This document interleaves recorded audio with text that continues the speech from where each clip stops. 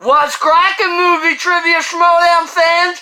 It's your boy C-Dub, and today's the day. I'm finally home from work. It's spectacular 3. 8 hours. 6 matches. This is gonna be complete insanity. But I am so damn hyped for it. In video 1, we got the Commissioner Bowl with Christian Harloff, Tom Dagnino, Thad Williams, and last but certainly not least, Emma Fife competing. I love Emma Fife. I love the Fife Club, but I want Christian to reclaim what is his. And in the second match, we got the team championship with the Shire Wolves taking on Who's the Boss. Who's the Boss had a great run, but I see it coming to an end here today because I'm Fife Club all day. But without further ado, let's get the awesomeness started.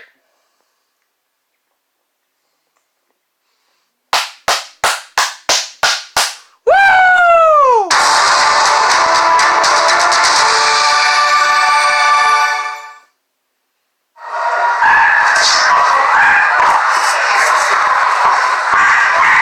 Dagnino! This dirtbag. This guy's got half-eaten sandwiches in there. That's a beer. Tom?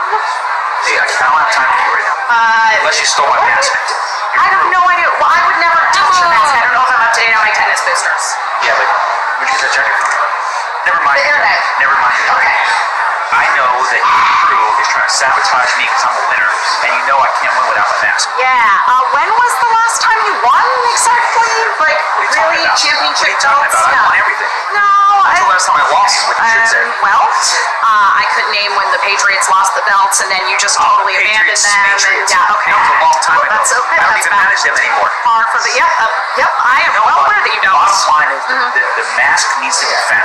And if it's your buddy Andrenko or the other people you, whoever you drink with or whatever, you know what? I want them out of here and I want my mask. Well, I can do it. they're not Diligence, going anywhere, and once again, I would not touch your mask, though if I do happen to come across it, I will be sure to let you secretly know. want it. Want your mask? A mask, yes. Oh yeah, because that is the height of style, fashion, and class. You know what? Me on your merry way. I'll see you in the ring. Okay. Yes. Good luck with that. Hey, dude. Hey, you guys see my mask? Hey, wait a minute. Is my mask in here? No. The dog. What about the dog? Were you with him all day? Yeah, I've been with my dog all day. So he doesn't have the mask. My dog wants food, not masks. And a shit. What are you doing? You know what? I think that girl stole it.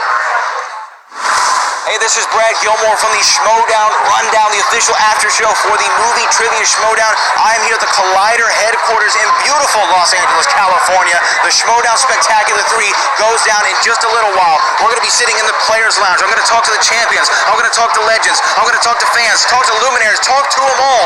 We're going to get to it right now here at the Spectacular 3. So let's get it going. Tonight, I'm in the Players Lounge with a champion, Alex Damon. He is the reigning defending Star Wars champion. You're going against Ken Napzok a little bit later tonight. How you feeling? I won't lie, I'm nervous. Ken knows his stuff. I've beat him before, but I'm never going to just assume that I'm going to win again. Yeah, how do you think about, what are your thoughts about how the match came together? You know, Mike Kalinowski kind of got involved, just made this match happen. Do you really like that? Honestly, I don't care. I'm just here to answer Star Wars questions. That's all I know how to do. So I'll play who they tell me to play, and I'll beat who they tell me to beat.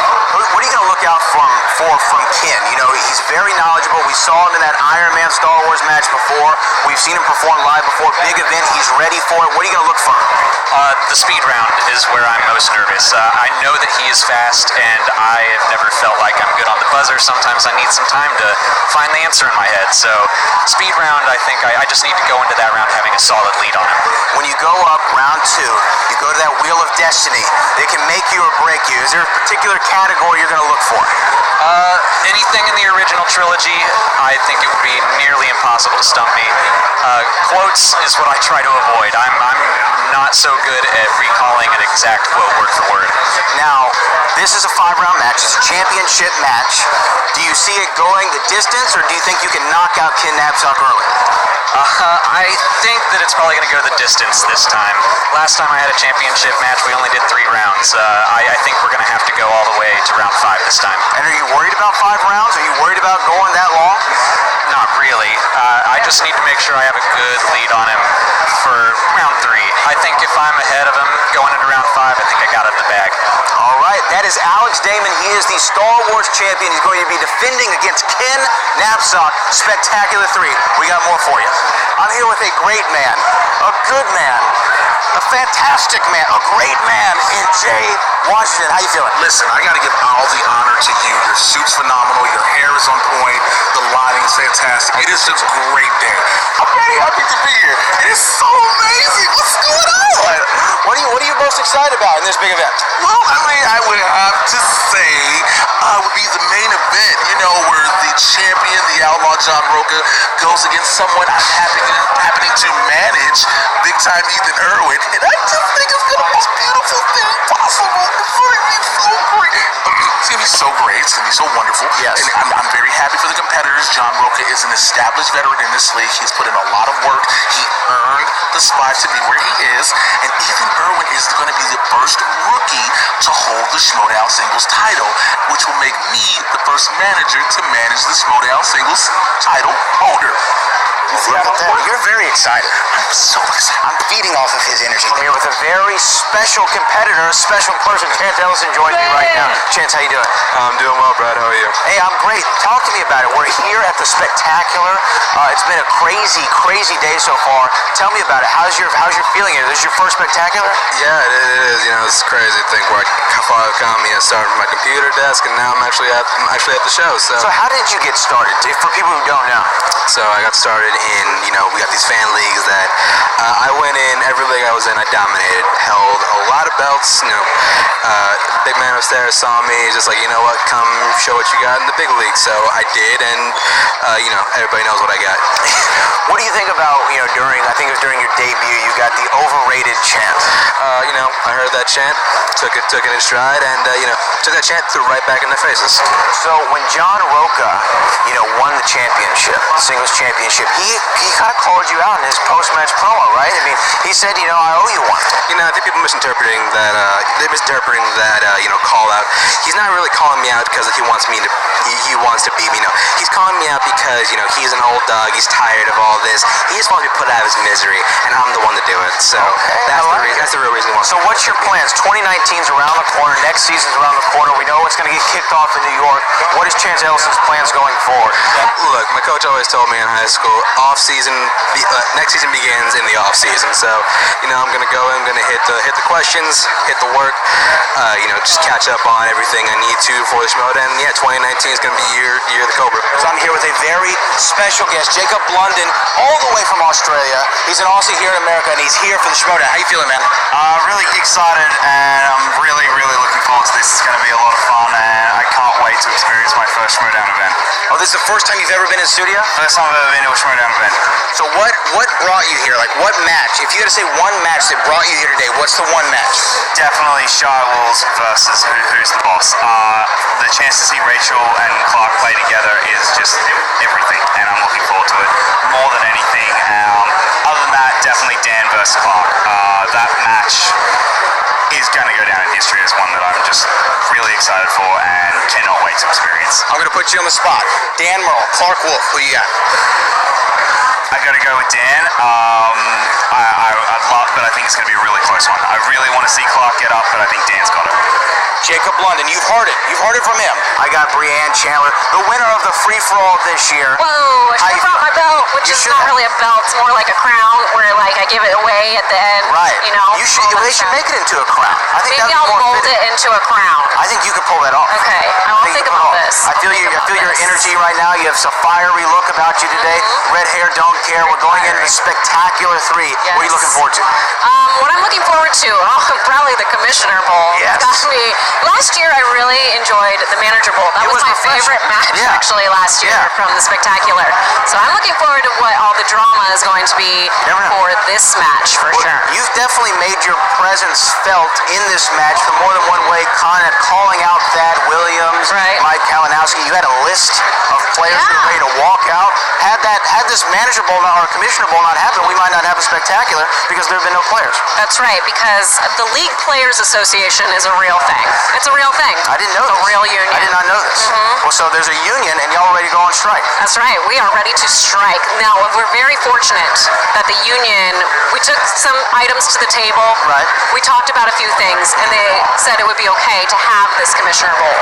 That they would be okay with that. Approved. Yes, it has been approved by the union. It's been sanctioned.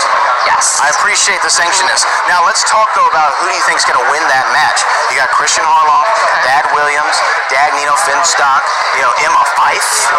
You know who's going to win? The audience is going to win. That's always who it is. It's always the audience that's going to win. No. But what my thought, it really, the wheel is also going to win because that's going to be the you live or die by the wheel. Right.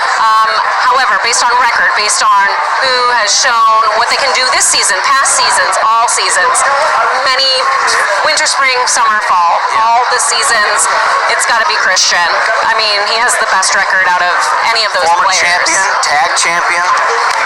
So it's, I gotta say it's Christian.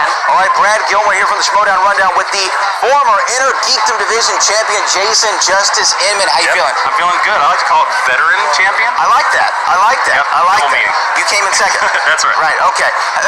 How you feeling? How you feeling today? It's the Spectacular 3, the biggest event in the history of the league. How you feeling? The Spectacular is always exciting, man. It's like that nice little Christmas gift that we like to give the Schmoedown fans. It always has a lot of energy, a lot of excitement, a lot of surprises. So, I guess maybe I'm hoping for every upset to happen today. I don't know. Well, speaking of the Inner Geekdom Championships on the line, Mark Knopik versus Mike Kalinowski. Who you have coming out as a victor in that one? Well, I have to go with I have to give the arrogant answer here because I think that I'm a little bit of a kingmaker. Right. So I think the person that beat me is the person that's going to hold on to the belt. Also, I don't trust anybody that goes around calling himself corruption. I have a problem against corruption. Kind of comes off as a bad guy. So I'm going to go with the nice girl, the also fellow veteran in this league, going Mara. Okay, now talk to me about John Roca, Ethan Irwin, singles championship on the line. Give me a prediction for that. I mean, come on, it's Roca. Have you seen Red Dead Redemption 2? It's based on John Roca. I mean, this guy rides horses, he plays some poker, except for it's trivia for him, and he goes around punching random ladies. I mean, this is John Roca. This is look, it's Ethan Irwin's match to win, not John Roca's match to lose. Yeah, well, that's very true. That's very true.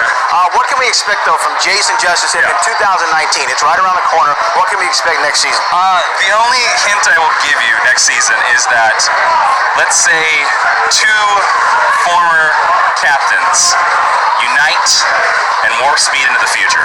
Brad Gilmore here with the Inner Geekdom Division champion, a woman who's on her way to becoming a Player of the Year and Rookie of the Year. Who knows what's going to happen? Mara Knopik. Mara, how are you? I'm doing well, thank you. How are you? I am doing great. You're here at this big event. This is the biggest event in the history of the Schmoedown, and you're involved in it. You're putting your championship on the line against Mike Kalinowski. How do you feel about that match? Well, I would say that I'm happy to show up and to play by the rules, no matter who they're dictated by, and I hope I end up on top. I hope I successfully defend it, but if I don't, at least I'll know that I hung out with people on a Saturday for the first time in ever. So, what did you learn from your first match? Obviously, you were victorious against Mike, but what did you learn from that match that you're going to bring into this one? I learned that wearing onesies is awesome because you don't have to wear pants. Facts. Yes, facts. Figures.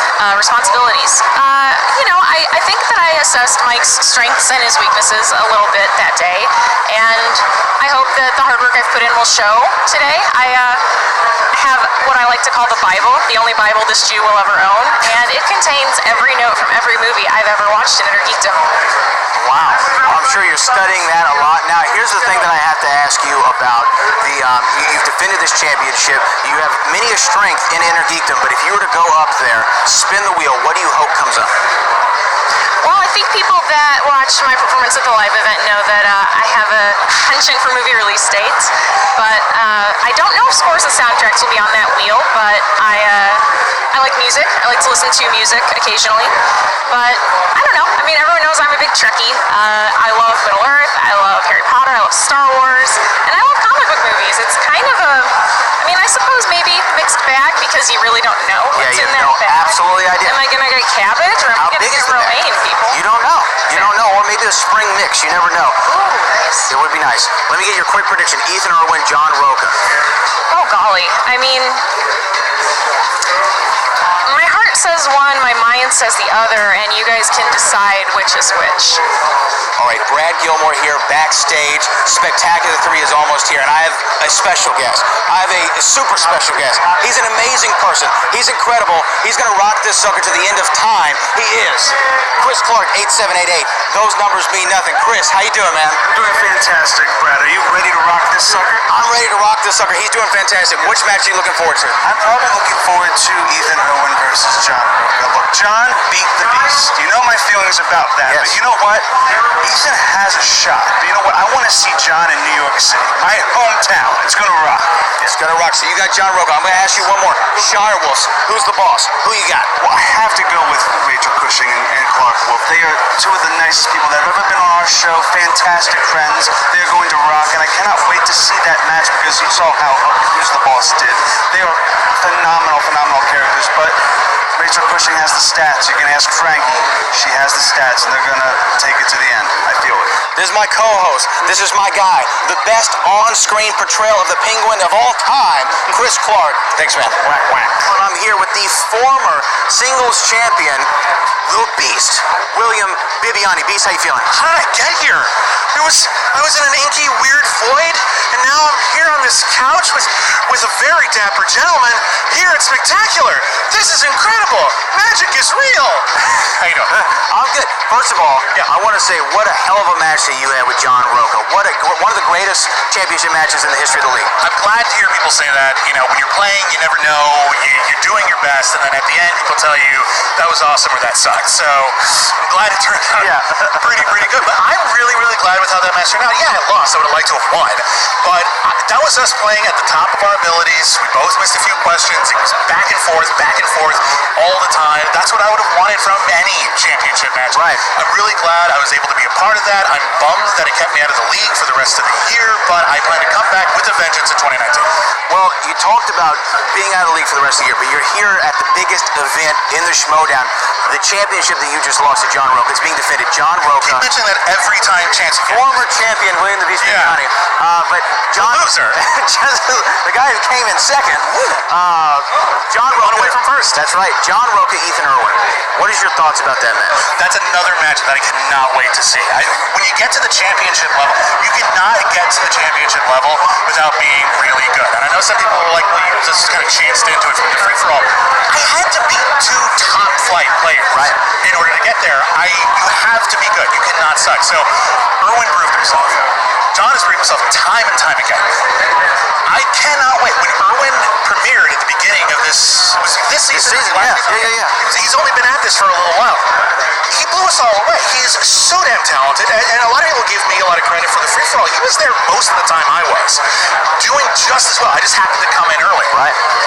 This is a hell of a match. I don't know who I got. Both of these guys are incredibly talented. They don't have these, like, big gaps in their knowledge. Like, you'll notice that, like, Roca has missed some horror questions other people might find easier. Irwin's missed some sort of family questions other people might find easier. But both of those guys know that those are their trouble spots, and I would be very surprised if they haven't been working their butts off to improve their game, to catch up on the movies that they've missed, and to give us what could very well be the match of the year.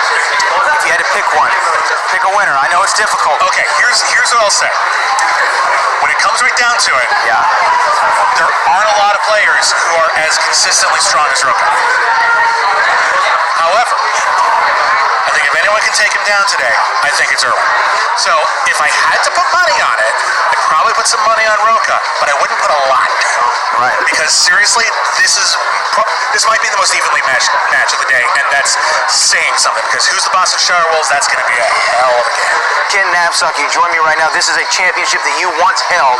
How you feeling? I think you'll understand what I mean, Brad, when I say I'm here to reclaim what is mine and the destiny that was once mine. I feel it was taken away from me by a time clock, by an heir. Nothing against Whitwer, nothing against a lot of the competitors in this league. You know, I have mad respect for Joseph Scrimshaw, my Force Center co-host, along with Jennifer Landa. Whitwer knows his stuff. Alex knows his stuff, but this isn't about what you know, it's about what I think we all deserve, and I deserve that belt. So what are you going to do differently this time around? You've competed against Alex Damon before, didn't go your way. What are you going to do differently this time? I'll tell you what, going in with a more open mind, Brett. I felt the last time at the live event, I was too stressed, too focused on little details and numbers, trying to guess what Skalisku was going to write for me. Everyone loves Skalisku. Loves Skalisku, good kid. He's from like Kentucky or Wichita or something like that. Sheboygan, yeah. He eats at Hardee's instead of Carl's Jr. That's all I know. So I'm going in with a little bit more open mind, ready to, prove that either I know it or I don't. That's the strategy. So if you go out there, you beat Alex Damon, 5-round championship match, you are now the Star Wars champion again. What is your plans going into 2019? My plan when I win the title, Brad, is I would love to defend it more. I know there's talk of retiring this title. I've heard that in the Facebook chat groups and the Take 47 podcast. They did some debates about it too. Schmoedown, Rundown, maybe you guys have talked about it. We've discussed it, yes. Okay. I understand that talk because they've only seen a couple faces. There's more people out there. We just have to find them. I'll travel around the country defending the title. I will be, you understand this, I will be a working man's champion. I will not run from anybody. That's what I would do if I had the title. Well, that is Ken Knapsack. He has the opportunity to regain the Star Wars championship today. Schmoedown Spectacular 3. Stick around. RB3, can I get a sandwich? Hey, Brett Gilmore here backstage at Collider Studios, Spectacular 3. I'm contractually obligated to talk to this man. He is a status something or another, stethoscopeologist. He is the one and only Frank Jingajanis. Frank, how are you? I'm doing good. How are you doing, Brad? I'm doing fantastic. That's great, Frank. Now, Frank, let me ask you something. Big match, John Roca. You got Ethan Irwin. Who you got in that match? Yeah, that's great, Frank. Now, also, we have a big team championship match. The Shire Wolves. Who's the boss? Shire Wolves. Who's the boss? Who you got? Yeah, that's awesome. So anyway, that's Frank Janish. He does stuff on TriviaSD.com. He's kind of a co-host of mine, unfortunately. But Frank, why don't you let people know where they can find you? That's great. We'll be back with more right now. Brad Gilmore here with a Schmoedown legend. I think I can say that. He's a Schmoedown legend. Mr. Ellis joins me right now in the Players Lounge. Spectacular 3. How you feeling? I'm feeling great. Thanks for being here. Thanks for doing this. We've never had a pre-show this official before. Well, that's why you bring in Brad Gilmore. Couldn't think of anybody better. You came here. You've been to Joseph A. Bank a number of times. I'm a member. I'm a card-carrying member. Because you fly a lot too, so you're in the airport. Got to. So we have a big event though tonight. I mean, this is the biggest event in the Schmoedown history. You're going to be calling all of the action. And what match are you looking forward to the most? Oh boy, well I'm looking forward to the Commissioner Bowl for no other reason other than I get to announce it with Mr. Brad Gilmore and Brianne Chandler. I mean, that's going to be fun right off the bat. Yeah. And then it's all downhill from there as I get to manage Christian and the bubbles from LaCroix that come out of his mouth. It's going to be a great event. I think this is going to be the biggest. This is going to be the baddest. This is going to be the most surprises, the most possibly controversy. There's going to be some fireworks, and I really am excited. This does not feel like a daunting task at all for me to call 6 matches because if I was not announcing them, I'd be here and I would want to be talking during the match. You're right. So the thing that people don't realize is that everybody else, all they really are allowed to do when they're watching a match live is to clap, cheer, boo, and that's really it. But I get to talk. Yeah. And that's the only thing that I'm good at. So That's why we do this. So we can talk, and people are forced to listen to us. I feel bad for you because you do the first match, and then you're just... Then I have to sit in silence. Yeah. This isn't fair. This isn't fair. Hey, John Roca, Ethan Irwin. What's your mindset there? What are you boy. thinking? This is a huge championship match. John Roca winning the championship back. Ethan Irwin, making a strong case for Rookie of the Year, if not Player of the Year. It's a case of contrast when you look at the styles, and that's really what's exciting about that matchup to me, is that John Roker comes in. He's a guy that rides on raw emotion. He wears his heart on his sleeve, and he's been walking with a slight tilt recently because he always has the belt on his shoulder. He needs to learn to put it on his left sometimes. He comes out, he's going to be so excited, but Ethan Irwin is maybe one of the coolest customers I've ever seen in the Schmoedown. You know, he just walked off a set with Robert Downey Jr. and Jude Law, and I was just going to pop in here, say hi, and then go back and hobnob at Dantana Steakhouse, and he's just going to go about his highfalutin Hollywood elite life. He's a very important person. When he comes in here, he has that factor where Roka is a overbearing intimidator. Ethan's a quiet, silent assassin. I don't know who's going to win, but I know it's going to go to the distance. I have a feeling I'm going to be asking 2 5-point questions during that match.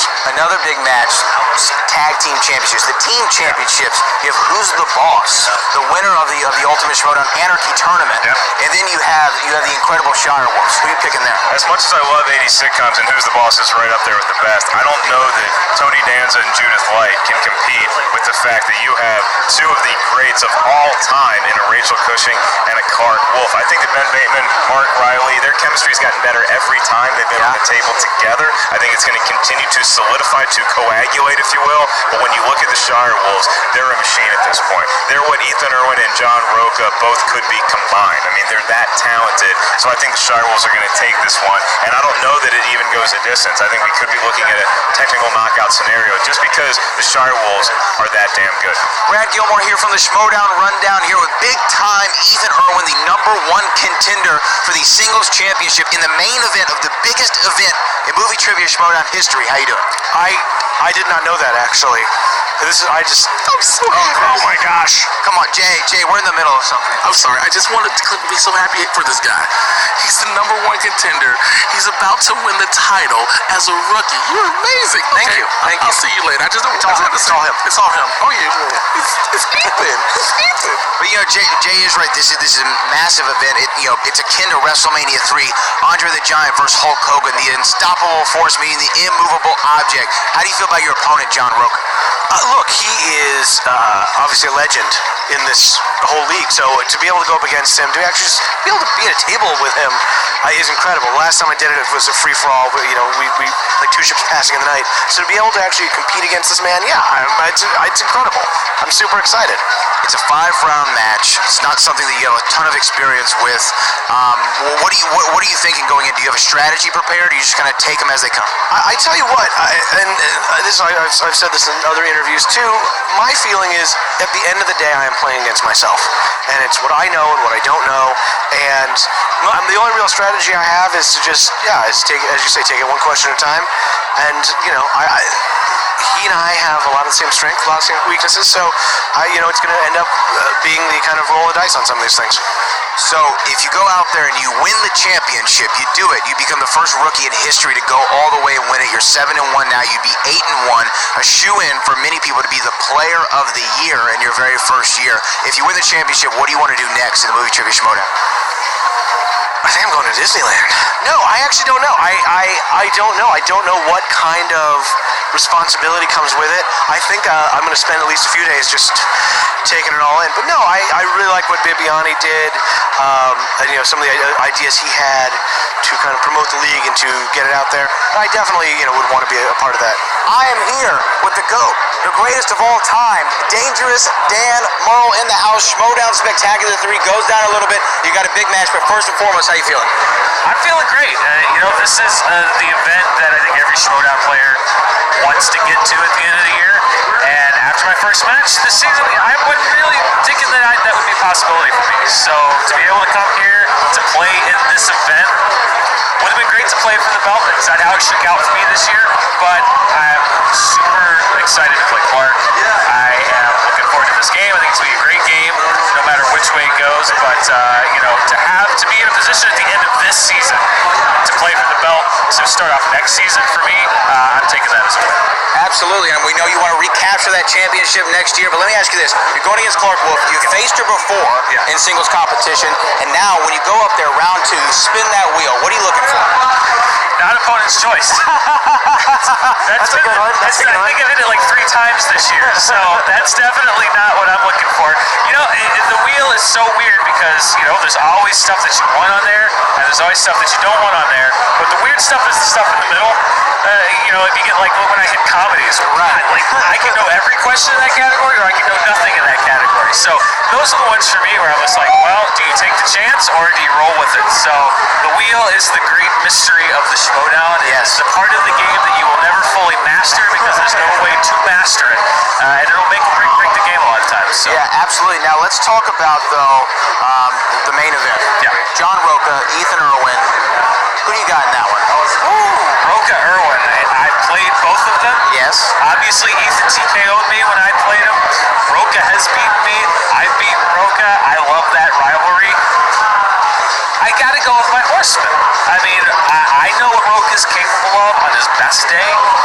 I know what Ethan's obviously capable of on his best day. I think it is going to be a great match, but you know, a 5-round match is an eternity in the Schmoedown. There are things that there are factors to that. There are variables to that I think experience helps you with, and that's what John has. John has experience in a 5-round match that Ethan doesn't have. So I think that between 2 people that are both great at this game, the tactical advantage might be what wins you the day, and so I gotta go for it. Joining me right now in the Players Lounge, they are the team champions, the Shire Wolves. Ladies, how are y'all? Doing good. Good morning. Feeling pretty good. This is a big day for y'all. It's a big title defense. You're going against who's the boss? Ben Bateman, Mark Riley. What's going through your head? This is your former teammate, Clark. I know. What a jerk he is for betraying me in such a way. But you know what? Clearly it worked out. Yeah. Listen, Riley is an amazing player, and he's been a champ multiple times. And, you know, I think Rachel and I are both not taking the challenge lightly, but I think we also are feeling confident. Yeah, I mean, the defense is the big one, so we won it the first time. We feel comfortable. We won it definitively, so we plan on doing so again. They're formidable guys, they are, but we're feeling confident. And y'all have played Ben Bateman before at the live event in front of an audience. You're used to a big stage with Ben Bateman. What are you looking out for from Ben Bateman? He's going to try his mind games and his mind tricks and all of that stuff, but it's Ben. We know it. We're used to it. We've seen it all before, but this comes down to trivia, and that's what we'll be concentrating on. Now, there are many title matches going on.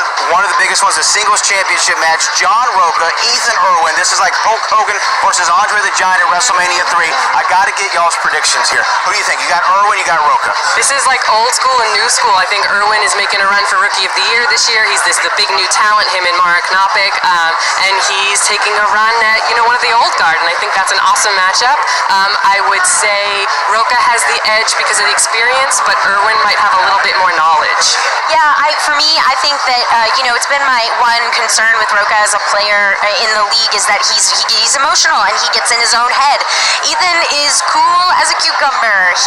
But he knows what he knows and he's confident in that. And, you know, we just played a 5-rounder together and he did really well. I mean, he obviously won, but I mean, the mechanics of the match, he did really, really well. So having done that, having been victorious, I think that it could be a toss-up. Well, now there's also another big match that you're going to be competing in today. It is Dangerous Dan Murrell versus Clark Wolf 2. How are you feeling about that one? You know, I feel fine about it. It's going to be what it's going to be. Dan is a iconic player. He's a lovely human being, and he is a wealth of movie trivia knowledge. I have been in the game more consistently than him, so, you know, and I've played a lot of 5-rounders lately, so I'm actually feeling pretty comfortable, but he knows a lot, so who knows?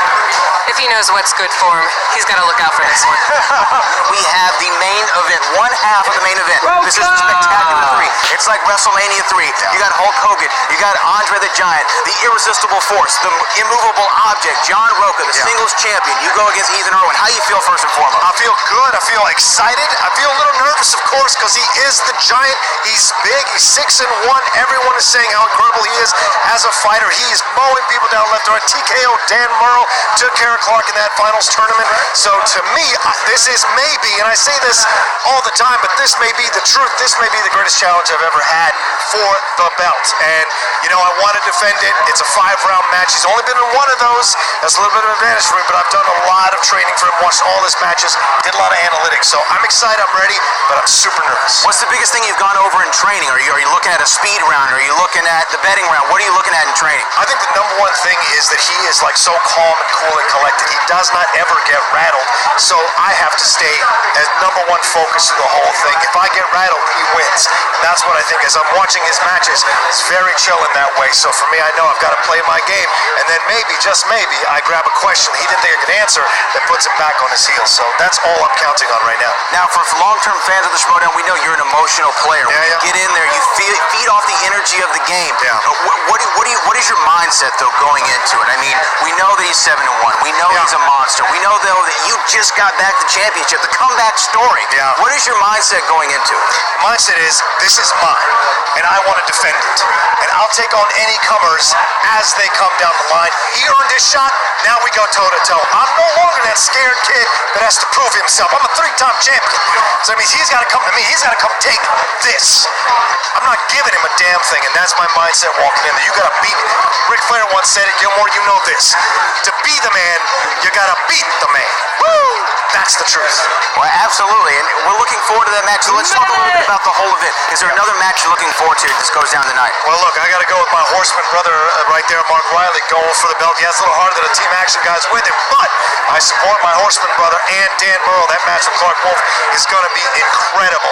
Both of those matches, I think, are going to go down to the last question. I'm looking to try and have that same situation and come out on top at the end, but I think all my horsemen are going to pull it out today, and I'm looking forward to seeing both of those matches. Now, when you first won that championship that's on your shoulder right now, the guy that we both know, Booker T, the 5-time WCW champion, the Hall of Famer, he said, hey, John, it's one thing to win the belt, and congrats for that. It's another to defend the championship. If you go out there and you defend the championship at the Spectacular, Spectacular 3, is this the biggest accomplishment of your Schmoedown career? Absolutely. I mean, this side of beating the undefeated Dan Murrell for the belt the first time, this would take it to the next level. To finally be able to defend it, to defend it against what may be the rookie of the year and a guy that everyone thinks is essentially the giant of this league, that's going to be incredible to be able to do that. But hey, if it doesn't happen, I'm still a 3-time champ. I'm still a warrior in this ring, and you ain't seen the last of me, that's for damn sure. Last question for you. If Ethan Irwin was sitting right here, where I am right now, what would you say to him?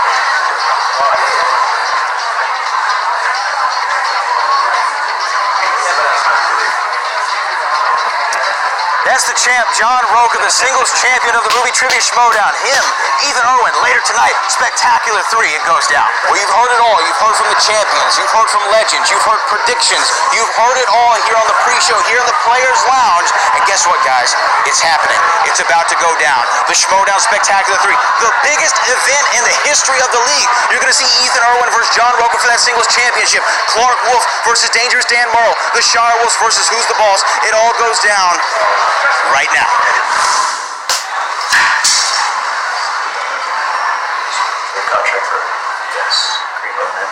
Well, if they Tweedledee or Tweedle a bunch of dummies. First of all, whose baby powder is this? Anyway, that being said, where's my mask, John? Where's your mask? Where is it? Hey, what are you doing, man? No, hey, John, don't you go match go loose? I'm gonna win. Get out of here. Don't mess you out here. I can't do that yet. I need my mask. Was it you? They said it was a shadow figure. I've got Duke Ray in my beard. I shine from my beard. Who's this guy? You don't need to concern who this guy is. You don't need to worry about that. You need to worry about going out there and or something? Yeah. Don't worry about it. Where's that? Don't worry about it. I'm shopping for you? We have that under control, right? He's right where we want him. You are literally making everyone stupid by being here. No one took your mask. We have done what we wanted when we wanted. And yeah, I broke up with your lions. instead. And the league is stronger because of it. Interesting. And where are you coming from? And what's your name again? Oh, don't worry about that. And I've handed you the opportunity to compete in the commissioner's bowl. And you are accusing my clients of theft. You better go bye-bye before your opportunities do. I'm putting up the $5,000 reward to find my mask. Does that tickle your fancy? What is with him? That's not all. It's a dope. It's a dope. That's it. Yeah. Well, yeah, that's stating the obvious. I don't think so. This is gonna be very special meatballs.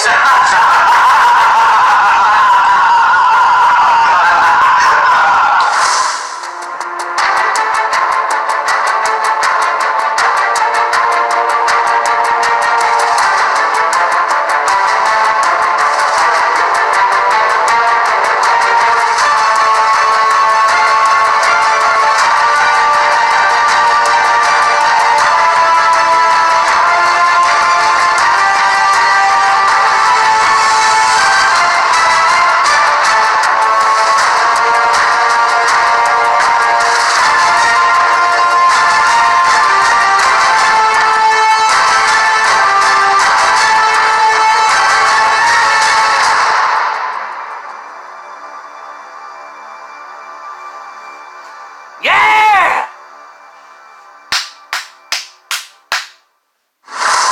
And I have announced that I'm going to be taking a break as far as the commissioner goes. I needed an interim commissioner. So with that, I'm going to announce your new commissioner. Ladies and gentlemen, your brand new commissioner, Thad Williams!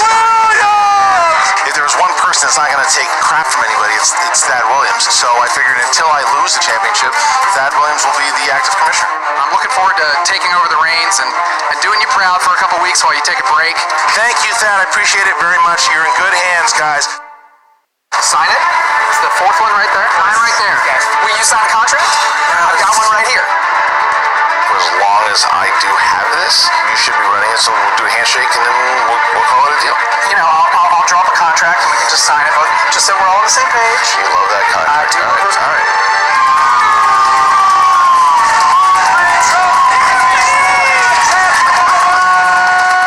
Thad, I want to thank you for everything you did, and because of it, I will be taking back the reins of commissioner starting in season 5. I have the contract right here. It says you forfeit all rights here and within, etc., etc. Yeah, this says I'm going to be the commissioner for 6 months. Why? You signed it. Your signature's right here. You signed it, and You told me that's spectacular. After 6 months, this is over. I get my position back. It's been about 6 months. did you really not read the contract? I needed to read that fucking contract. And with that, That's it. the winner of The title belt challenge is mine. I know you're a contract man. I am. I drew up my own contract agreement. This is pretty standard. I'm so touched that you made it in the contract. That makes me so happy. So You sign the back of the contract. This is the front of the contract. wait a second. That's not. Wait a second. At 2,100 patrons, Tom Dagnino's going to be commissioner for a week. What? Mike Kalinowski has been eliminated. Mike Kalinowski had a rough night here today. You know what, Mike? You don't need to leave. Well, Mike wants to leave. One. Fast and the Furious. And your winners,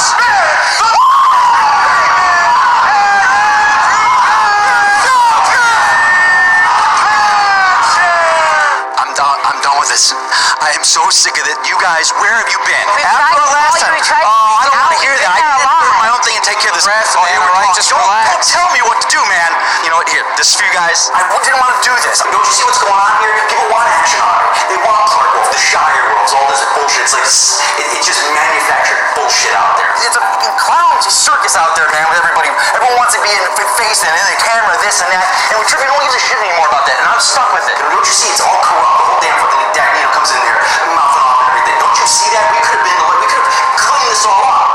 You see, we're a league. We're not. I'm a league of my own, man. Hey, Kamish. Hey, Mike. How's it going? Oh, good. Good. You've been busy these last few weeks, haven't you? Hey, you could say that. We're gonna do things a little different. We're gonna do a tournament. No. We don't have time You have to get Let me stop. jump Let me in. stop you right there. Yeah. Because I think this might interest you. You know what? I think a tournament probably sounds like the better option. It's Thad Williams, your commissioner. I'm here with a little bit of an update regarding the Inner Geekdom tournament. Now I'm ready.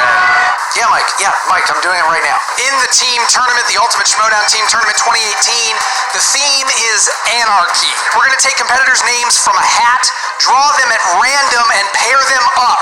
That's what's happening. Oh, shit.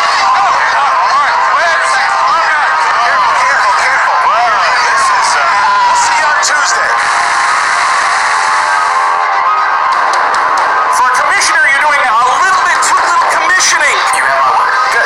Because if I don't have your word, I can go talk to Kalinowski and I can get his word. No, you don't have to talk to me. The official free-for-all belt for our official free-for-all champion. So we're good? We're good, yeah. Except for that Patreon thing. We're still doing that, so. You and I, spectacular for that belt. Kalinowski Canopic 2 at the Spectacular. Star Wars. Oh, it's fun, right? Now it's on. What? No. Look. Gotta get worked down? Yeah. We're gonna see you get that. I see what's been happening with you and Mike, and no one is saying anything, and it's time for someone to step up. And so I'm that person. He doesn't care about the league. He cares about himself.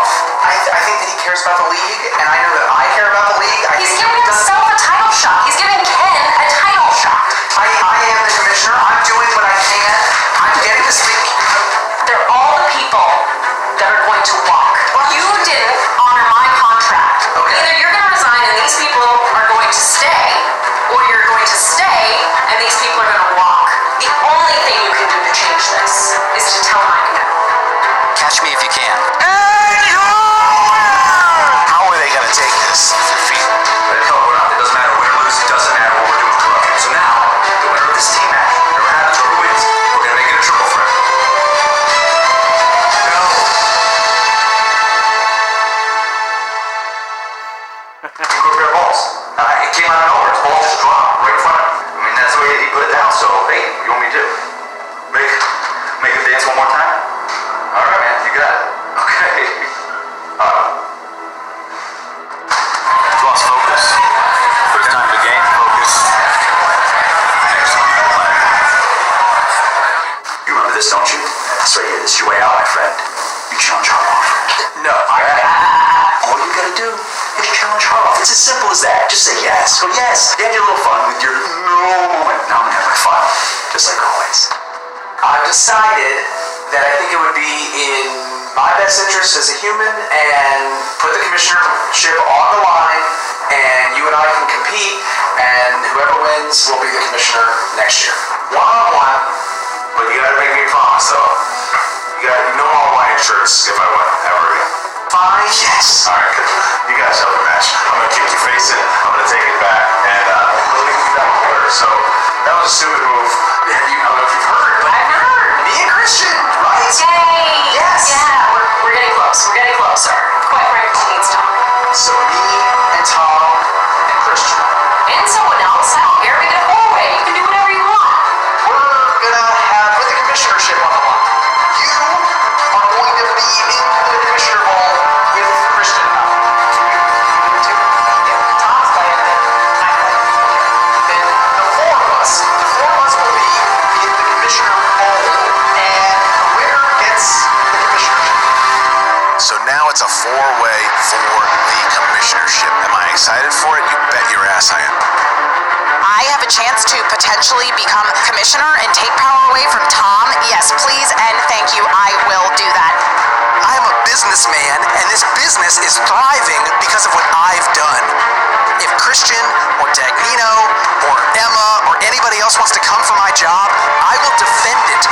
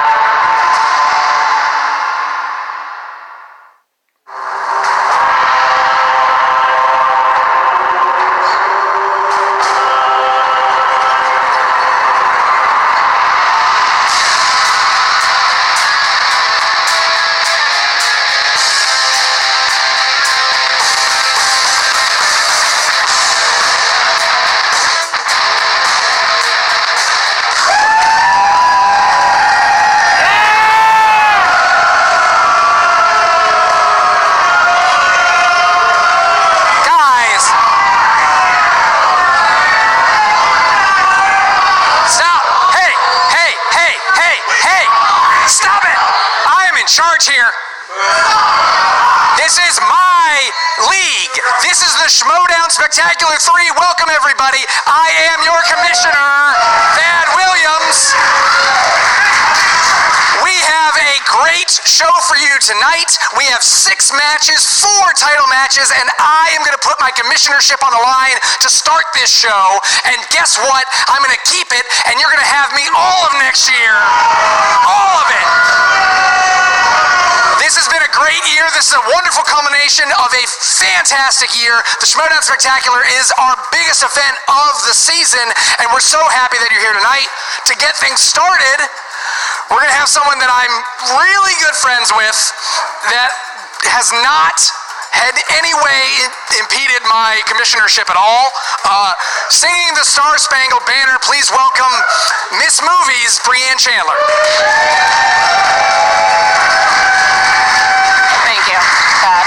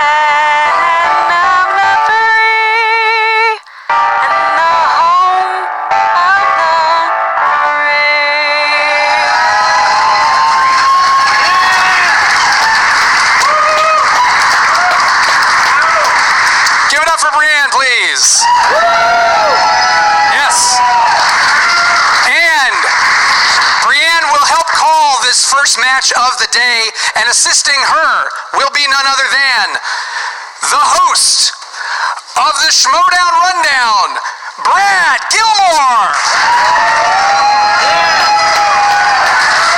Yeah.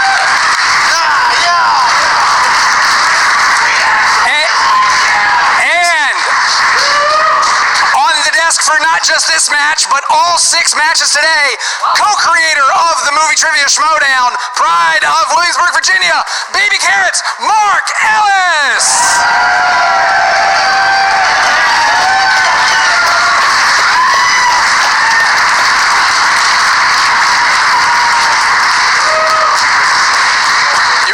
You all can take your seats and, yeah.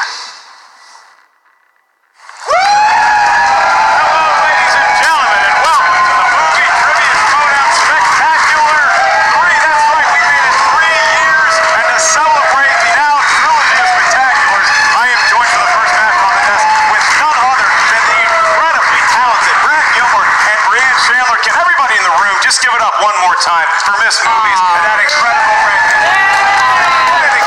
She was beautiful.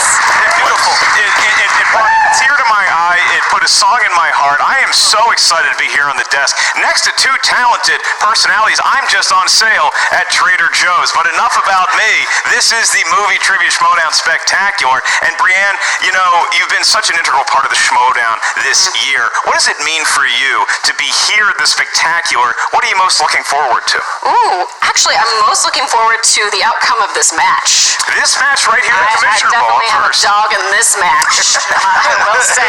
This match could get a little spicy, folks. And yes, this is just the first of a slate of 6 that we have for the kids here today, Brad. We have the Commissioner Bowl. We have the team title match. We have a Star Wars title match. We have a #1 contender match. And then the final event that you're going to get of 3 is none other than the Inner Geekdom Finals. You're going to have a champion there, as well as the singles title between John Roca and Ethan Irwin. You of the Schmoedown Rundown, yes. You run that ship pretty well, or at least you handle Frank Janish as well as any human being can be expected to. I do what I can. You've been following the storylines all year long.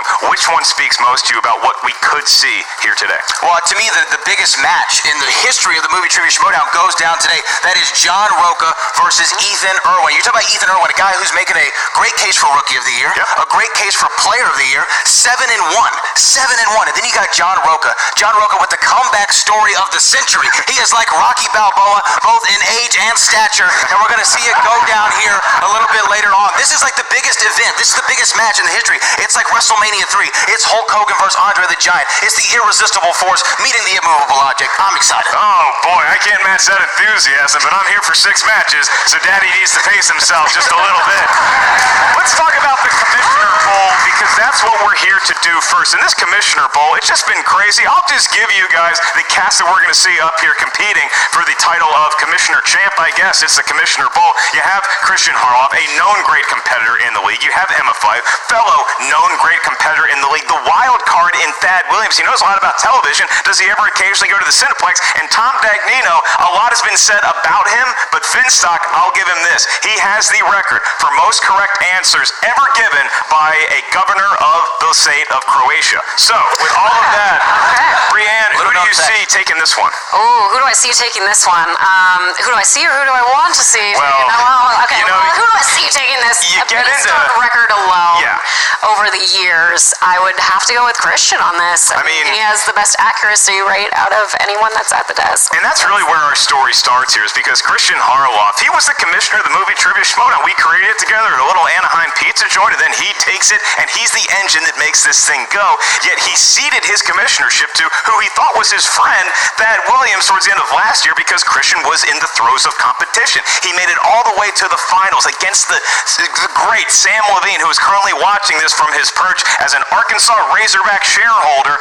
He beat Christian Harloff in what can only be considered a defensive struggle of a championship match last year at the Spectacular. And then Christian loses. He's ready to be the commissioner again. Not so fast. Unbeknownst to him, he had signed a piece of paper that Thad Williams gave him. Next thing you know, Thad Williams is the commissioner for the duration of this year. Christian was not a fan of it, but he didn't put up too much of a fight. I'm not sure what was going on in his mind, but Brad, somebody else was pulling a lot of strings here this year. It was not just Thad Williams. No, you're right, and we've seen it with the corruption of the league, and you can say Mike Kalinowski, as well as his special friend, if you want to say. I don't know if special friend the right word, but Mr. G over there, they have been the marionettes. You remember the It's Gonna Be Me video with NSYNC? I remember they were the marionettes. That gives a lot of kids nightmares. I prefer the Metallica Master of Puppets, but either way, I get what you're selling me. Well, obviously you're older than I, but I think that this is going to be an incredible way to start off the match. But Mike Kalinowski, he twisted the arm of Thad Williams many times. It's the only reason he's even at the Spectacular today, competing for that Intergeekdom Championship. So I'm interested to see how it all plays out. Yeah, and Brianne, and then you enter into this fray somewhat because you've had issues with some of the people that are going to be on the desk. Tell us a little bit about your mindset right now about to call this match. My mindset right now, well, first of all, Mike, it's time. I've had enough of Mike and what he's doing with this league and the strings that he is pulling and how he's just kind of working over Thad. But at the same time, I've been able to unionize the league a little bit to go into that and say, you know what, enough is enough. Enough is enough. Enough is enough. It all rides on this match. And the Commissioner Will everyone continue? It's who knows what's going to happen. Will there be chaos after the match? We're just here to ask some trivia questions and usher everybody into the Schmoedown Spectacular. We have some pre-interviews with each of the competitors. We're going to throw to those right now. For the most part, 2018 has been fairly shitty. Hasn't been the best. But we're coming up to Christmas time here, and I got a little bit of a gift. Sitting around, just kind of minding my own business, and lo and behold, Thaddeus Williams comes up to me and says, hey, I'm going to accept that challenge that you threw down to me months and months and months ago. I said, that's shocking. I never thought that would ever happen. I never thought you'd have the balls to do that. I've been getting bullied all year. Christian asked me to take over for him. It was too much for him. I did it. Nobody else wanted to do it. I did it. I've created some amazing stuff this year. You had the Anarchy tournament. You had the Inner Geekdom tournament. We wouldn't know who Mark Knopic was if it wasn't for the Inner Geekdom tournament. This has changed the league for the better. Nobody gives me any credit for any of this. I found out that Brienne had, for some reason that is entirely unbeknownst to me, offered Tom Dagnino a chance to compete to become the commissioner of the Schmoedown.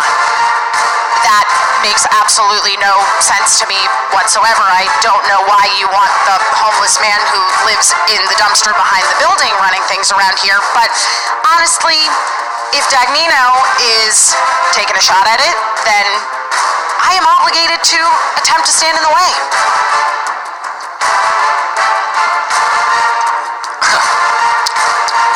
You know, I'm playing a dingbat, a ding-dong, and a moron.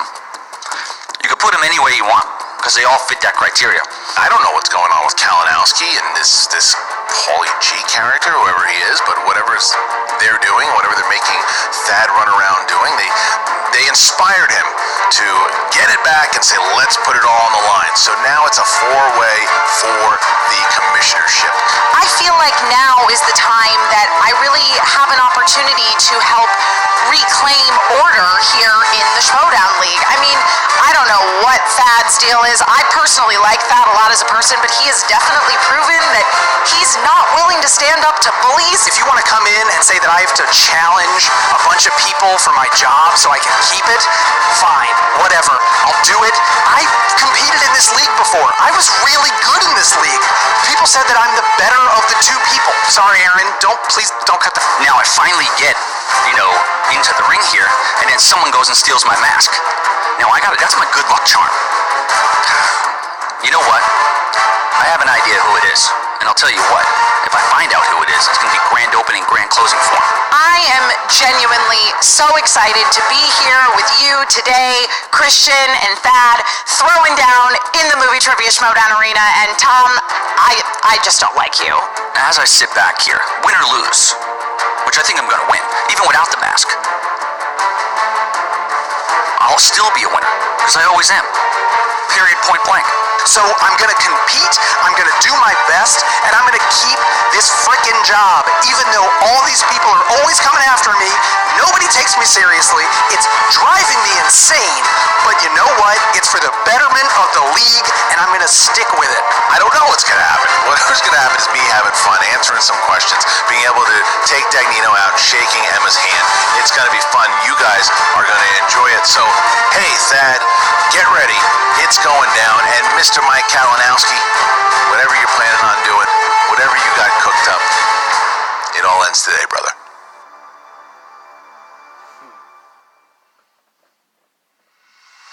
All right, well, you see that, a lot of words being said, a lot of give, some take, and right now what we're going to introduce is something new here that we're going to do for the spectacular and possibly going forward next season, and that would be notable accomplishments. First up, Christian Harloff, he's won a crap ton of matches. He went on an incredible revenge story, and oh, by the way, he helped create the Movie Trivia Schmoedown, and he's the reason why we are celebrating the Schmoedown Spectacular 3. Emma Fife, not only a great Inner Geekdom competitor, she knows her way around a Schmoedown table, and she is part of the Fife Club. Hell, it's named after Emma Fife. Thad Williams, notable accomplishments. He is great at a Jimmy Buffett's Margaritaville. He shops at Ross Dress for Less. And as far as Tom Dagnito's notable accomplishments, we'll let you know when he gets one. All right, and for the introductions of today's competitors, I turn it over to the much younger, handsomer than me, Brad Gilmore. All right, here we go. Introducing first, representing Who's the Boss, with a record of 2 wins and 4 defeats, the 2016 and 2017 Manager of the Year, Finn Starr.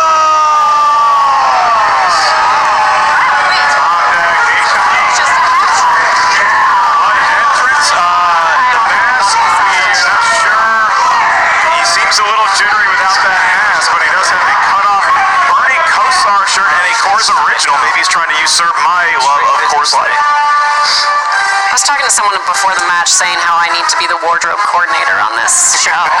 Well, Clearly, I don't need your help, but Finstock might. And his opponent, with a record of 1 win and 1 defeat, representing the Fight Club, she is the manager of the Movie Trivia Schmoedown Team Champions, the Golden Mike, Emma Fight!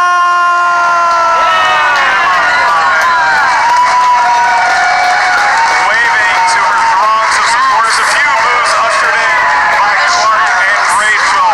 What a run these three have been on, along with Marky and Draco, as member of the Fight Club this year. And I'll have you know that is a Slytherin dress.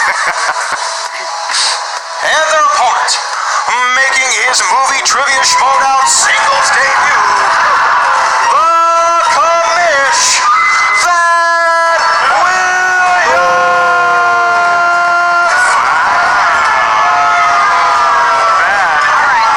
Trying to remind the crowd of booers that he is still in charge.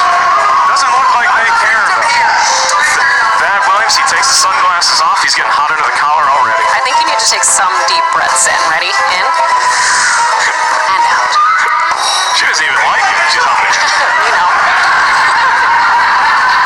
Where's your dad, Kalinowski? You know what? I'm my own man.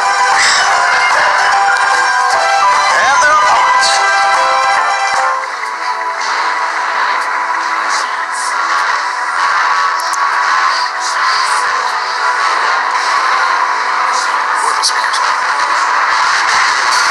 no chance. With a record of 8 wins, 4 defeats with 5 knockouts, he is the former team champion. He is the former Movie Trivia Schmoedown champion of the world, Christian Dog.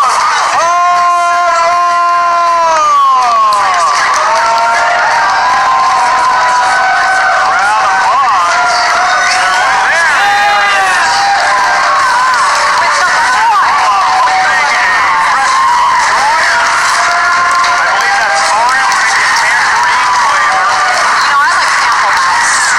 That one's That's a very bold choice. I prefer the lemon lime. I like kiwi raisin. The kiwi raisin is an actual flavor. They only have it in Texas. Only in Texas. Now he's pouring it into a chalice. And he is pouring it into his customary Collider Live chalice. How are you? Game of Thrones, Christian Harloff. You did a voice. Fuck you. Wow. Already temperatures, rising temperatures flaring up there. Christian Harloff cleans up very well for a man who deep inside is just wanting to shoot squirrels. No, All right. This man already just look at Kalinowski or Paulie. Oh yeah, is he under the table? Ralphie Q. I am. Precious Paul. I'm doing this on my own. I'm doing it on my own. I swear it, mate. Do you have like an earpiece there? Kalinowski is just talking directly to you and feeding you everything to say. And... Don't make fun of me, Emma. All right, I'll remind the competitors we're going to try to have a fair fight. We have security on hand for the spectacular. We have not heard of any shenanigans happening yet. Hopefully it stays that way for all 6 matches, but particularly for this one. This Very is like true. dinner in my house. My kids. I will now try to corral all the children / primates that are currently on the desk. For the rules of round number 1, it's going to play like a normal extended match might when we have more than one competitor, but round 1 is the same. 8 questions going to be asked to the field. As soon as you hear the question that will be asked by either Brad or Brianne, simply write down your best attempt at an answer. You're going to have about 15 seconds to do so. Each question is worth 1 point. There is no penalty for missing a question. There is no stealing of an answer in round number 1. I will remind each of the competitors, not only is this a 3-round match, you have 3 usages of the JTE rule throughout the duration of the match. If you're not sure, he's actually still alive, Finstock. If you are not sure you heard a question right, you need a question repeated, you want to buy yourself some time, use a JTE rule. You also each have 1 challenge to be used at any time throughout the duration of the match. I shudder to think that each of these competitors is probably going to use at least 1 challenge during these 3 rounds. As soon as you are mathematically eliminated, you are out, and the rest of the competitors will continue to compete until we have a champion of the Commissioner Bowl. And now I will start with Tom Dagnino, gingerly though I may. Tom, are you ready? Where is my mask? Do you know where it's at? No one knows where your Because mask that's a conspiracy. Listen, you know, the chips have been stacked against me forever here, and you're the #1 culprit. You think I did it? Yeah. Oh, okay. You're the dingbat. Okay. You're the ding-dong. So are you ready? Yeah, it was more of a yes or no yes or question. no. Emma Fife, are you ready? Yes, Mark, I am ready and capable answering the questions that are asked of me. Thank you very much. Neighbor Thad Williams, are you ready? I'm here. Christian Harloff, I think I know the answer. Yes, Emma, you're a classy individual. We're ready to go. Let's do it. Let's get ready for the movie Trivia Schmoedown. Spectacular. Part 3, asking the first question will be the fresh voice, Brad Gilmore. All right, competitors. I love your show, by the way. Thank you. It's very good. It's very good. But don't suck up, Christian. I believe he was talking to me. Oh. He watches movie talk daily. Your first question. In the category of action-adventure, Peter Weller played the titular crime-fighting cop turned cyborg in how many RoboCop films? 2. Oh, man.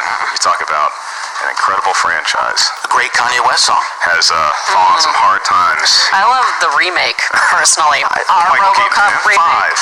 5, 4, 3, 2, 1. Pens down. Go to Dagnino first. Deuce? That is correct. I believe you're referring to the number 2. That is incorrect. I got one right. He also has 2, and Christian Harloff also has 2. All right.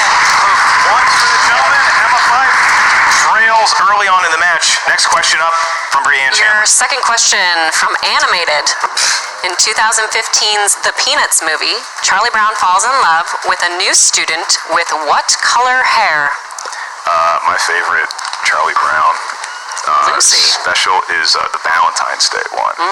Because right after that, Star Wars came on in 1989. 5, 4, 3, 2, 1. Pens down, Emma 5. It'd be the little redhead girl. It would be the little redhead girl. Thad Williams? Red. He doesn't need help yet. Christian got it. Did Dagnino? Ginger.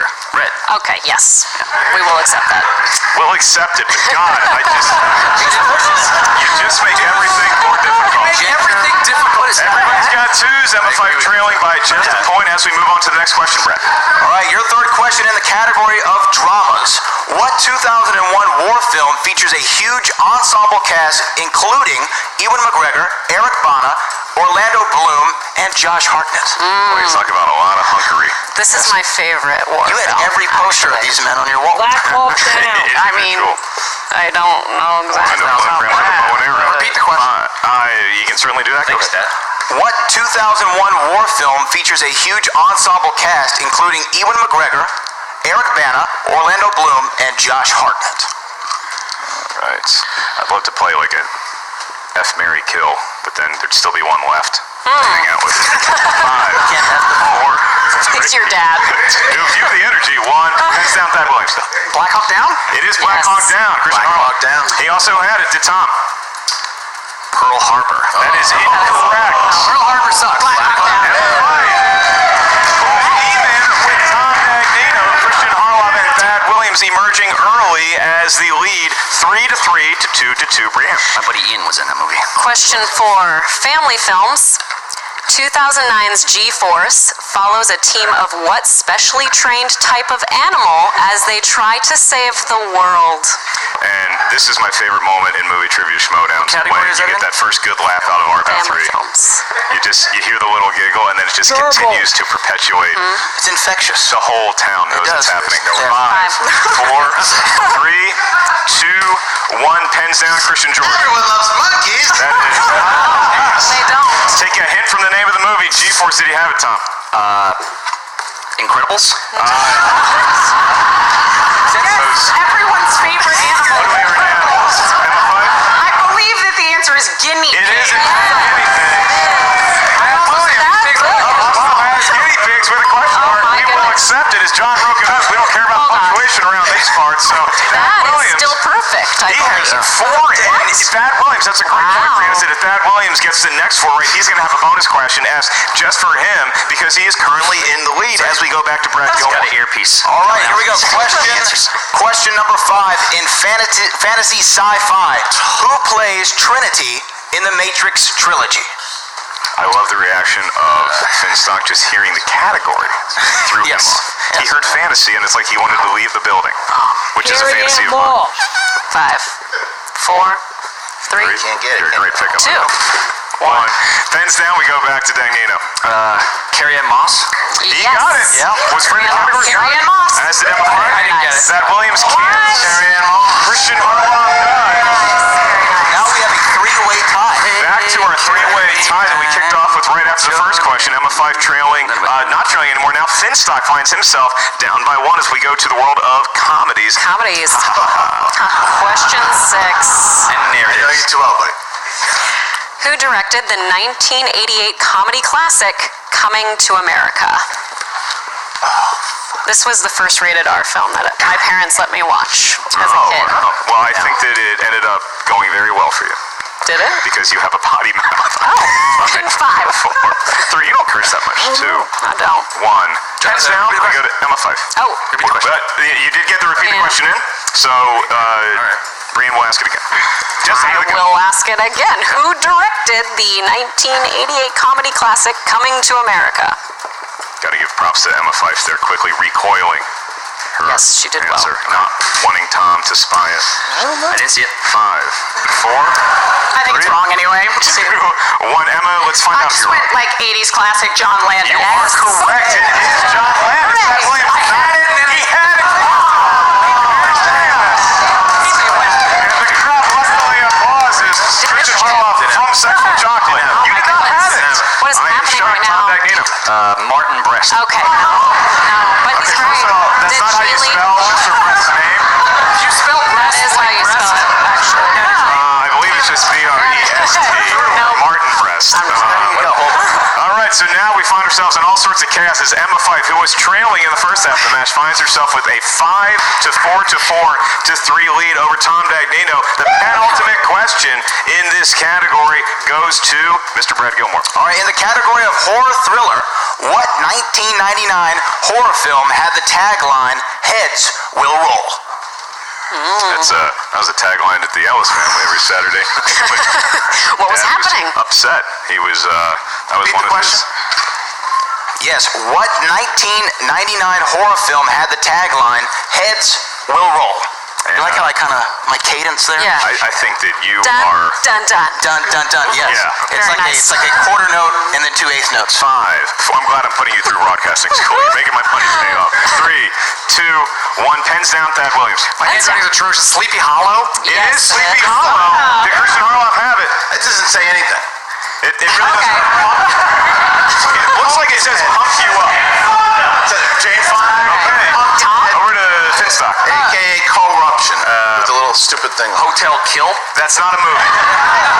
The tagline for this film, which was much later, was "He just wants his machete back." It is not Jason X either, and so we have a 2-way tie at the top between Emma Fife and Thad Williams. Christian trails by 1, Finstock trailing them both by 2 as we go to the last category. Brianne, the 90s, pretty good decade for us. I loved the 90s. Good time. Question born 8. then. Can I make So a what? challenge that? I want to challenge that. You're going to Okay. challenge Was it listed under thriller or is it listed under fantasy? Horror. Oh, dark fantasy. Horror thriller. horror thriller. Yeah, no, the movie itself is a Sleepy Hollow. So that's the Is challenge? this what you're going to use your challenge I know for? what the movie You can. Face. So you're challenging. I want to challenge it. I want An official challenge is in. We are All going right, to we're going to check this take out.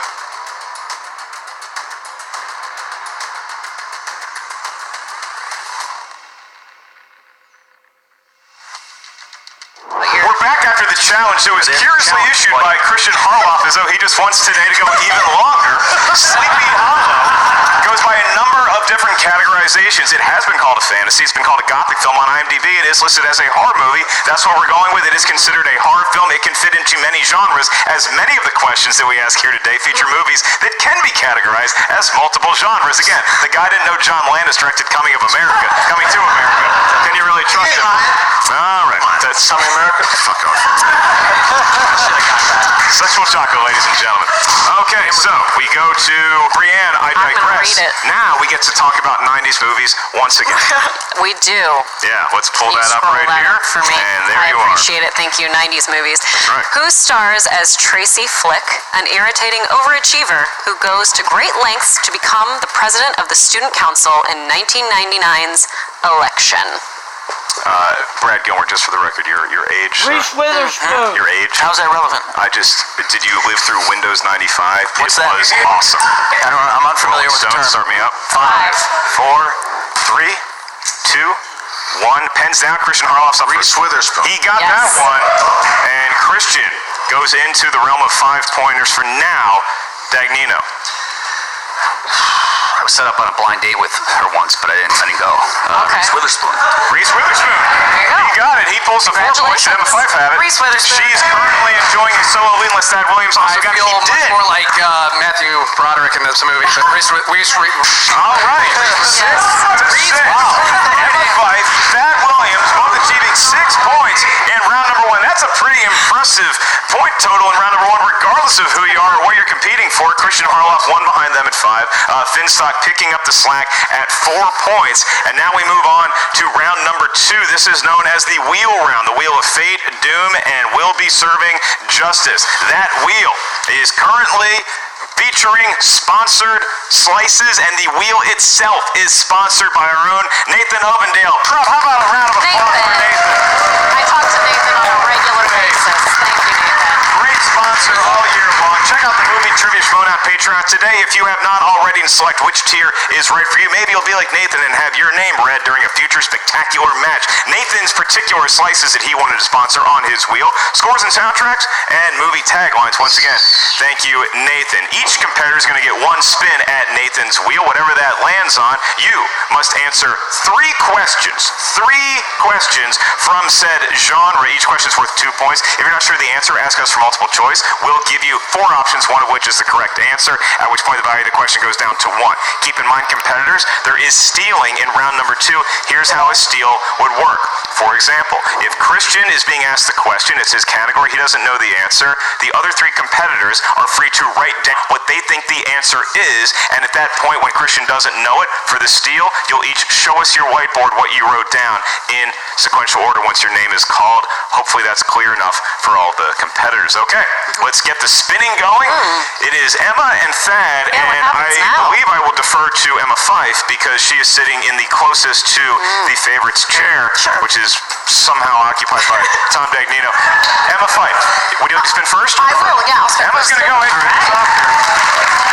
Opponent choice, different choice on the wheel. You wonder if they're going to factor in because we have 4 competitors spinning the wheel. The odds are good here, Brad. The odds are definitely good, and as the wheel goes round and round, let us see. I like how she moved to the wheel a little bit Sports, that's right. before she spun it. I think Carrying that's to a the great wheel. strategy. That's something that I've noticed It's going to come to doing. what she wanted. Okay, could be musical. She seems happy. That is what she wanted. She wanted musical, she got musical, so Emma Fife will now have the challenge of answering 3 questions from the category of musicals. I think it's only appropriate to have Brianne Chandler be the one that asks you said questions from the category of musicals. Your first question, Emma. What is the opening song of Prince's 1984 rock musical, Purple Rain? Give me the multiple choice. Is it A, Let's Go Crazy, B, When Doves Cry, C, The Beautiful Ones, D, Purple Rain? I'm gonna go with B, When Doves Cry. That is Incorrect. incorrect. So now the other competitor is going to give you about 5 or 10 seconds to write down your attempt at a steal. This is going to be worth 1 point because Emma did ask for multiple choice. We'll give the options one more time. See? Is it A, Let's Go Crazy, B, When Doves Cry, C, The Beautiful Ones, or D, Purple Rain? We go to Dagnino first. My beautiful girlfriend took me on my birthday. We didn't ask for a score, just the answer. Thank you. Just the answer. Just Let's Go Crazy. That is It correct. is in fact correct for 1 point. Let's Go That Crazy. got it at Christian. Purple Rain. Now Thad Williams is taking a lead. That's right, and I just noticed that Sam Levine has flown in from Arkansas to be here in studio today. He reacted violently to that question. And now we move on to the The next second question. What musical has the most Academy Award Oscar wins? West Side Story. That is correct. Quick on the draw is Emma Fife. Your third and final question. In Rent, what term of endearment does Maureen use to refer to her lovers? Oh, Pookie. That is correct. Pookie and Emma Fife, she walks up to the wheel. The wheel's going to go through a lot today. She spun the category, She won it with musicals, and she finds herself enjoying a lead 10-7 to 5-5. Thad Williams, you are mathematically up next, and he appears to want to spin. Here he goes. Just count out. Don't touch the deck there. Good up there, Fred. Nice pick up. He was looking ready to do it. Why did she? I think it's a smart play on Emma and Thad's part to go ahead and spin the wheel because somebody else can take the category you want. Absolutely. But there, oh man, it is in the world of comedy. Yeah. Gonna stick with comedy. I will be administering the questions to Thad. No. That wheel scares me. Yeah. All right, Thad Williams, you spun comedies. You enjoy a good laugh, as your shirt indicates, and we're going to give you Says the man in the orange. 3 questions. I mean, come on. All right, Thaddy, first question. In the world of comedies, of 3, who plays Hitman Jimmy the Tulip in The Whole 9 Yards? Bruce Willis. That is correct for 2 points. Did not need. Crowd not impressed by that answer. Very silent here. Okay, Thad, your next question. In the 2009 film I Love You, Man, Paul Rudd is a real estate agent who is trying to sell what celebrity's mansion? Lou Ferrigno. Multiple choice. Is it A, David Hasselhoff, B, Lou Ferrigno, C, Tom Selleck, or D, Patton Oswalt? Lou Ferrigno. 1 point for Thad Williams. Slap in the baseline. I didn't know that. And your last question, Thad. In the world of romantic comedies. Romantic comedies? Sorry, your last question. Just comedy, right? Just comedy. Your question is, what was the name of the summer camp Wednesday and Pugsley are sent to in Addams Family Values? Wow, that's really schlucky. Oh, man. Multiple choice. Is it A, Camp Anawana, B, Camp Chippewa, C, Camp Kikaki, or D, Camp Tamaqua? B. You said B? B is in boy. Then I'll give you a point. Yeah, Wow. that's correct. Wow. Thad Williams, well maneuvered by both competitors so far here with their respective choice of musicals and comedies. Thad enjoying a 1-point lead over Emma Fife. Christian Harloff, you're up next. Would you like to spin? He's going to go ahead and spin. On action, Christian Harloff. Here it is. The crowd lustily applauding their beloved Christian Harloff. Round and round she goes. Where she stops. You got to figure they're going to go crazy if he gets Vince's choice here, but this is going to be much more sad. Flying off. Opponent's choice. Opponent's choice. And now we find ourselves in the position where the other 3 competitors must get together to discuss which category they're going to give to Christian. Which category would you give to Christian? If it was me up here, I would give him spinner's choice. I think I'd probably give Christian maybe 80s. We'll let Tom speak for us. Okay, Tom, what category would you like to give to I Christian? usually don't collaborate with people like this, but we did on this one. You know, we feel that Harloff, he's a loser anyway, so we're going to go with taglines for him. Emma's dead. We were already dead to him, I think. Yes, that was the implication. All right, movie taglines, Christian. Son of a bitch. All right, your first question. All right. In the world of movie taglines, what action comedy features the tagline, when he said I do, he never said what he did? Jesus. True Lies. Give Christian 2 points. All right, Christian, your next question. Released in the year 2013, what cop comedy had the tagline Good Cop, Mad Cop? Cop out? Multiple choice. Is it A, The Heat, B, Hot Pursuit, C, 21 Jump Street, or D, Ride Along? Give me the options again. Is it A, The Heat, B, Hot Pursuit, C, 21 Jump Street, or D, Ride Along? A. Ride Along. It is incorrect. So if the other competitors are going to give you the options one more time, is it A, The Heat, B, Hot Pursuit, C, 21 Jump Street, or D, Ride Along? Please finalize your answers, and we'll start with Thad Williams. A. It is A, The Heat. A, Did Emma The Heat. Fife have it? Did Tom Dagnino have it? Did I? I don't know. You did not. No, you did not. You didn't. In no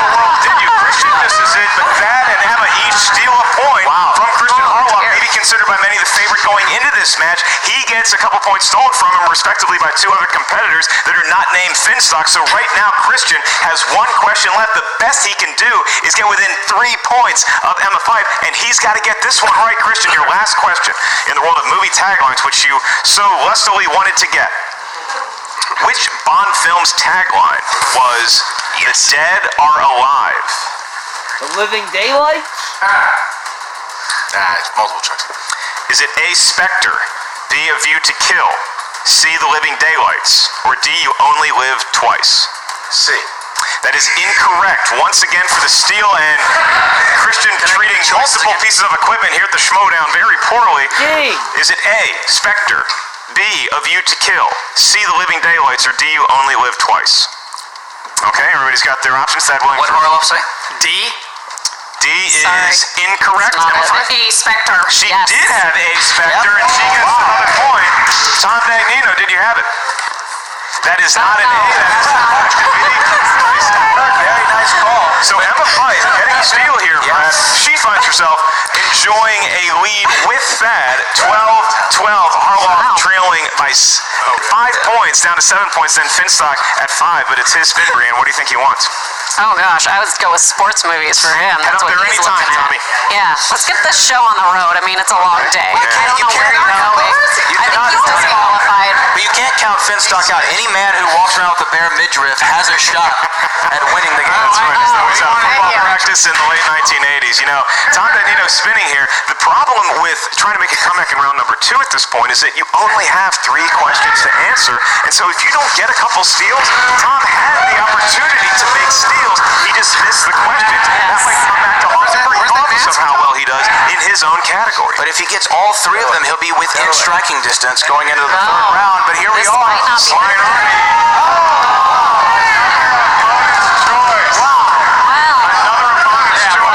Seems like They don't even have to scores and soundtracks. They're going to give him scores and soundtracks. Here you go. Brad, you can cheat off me. I'll get it down there for you. A little too far there.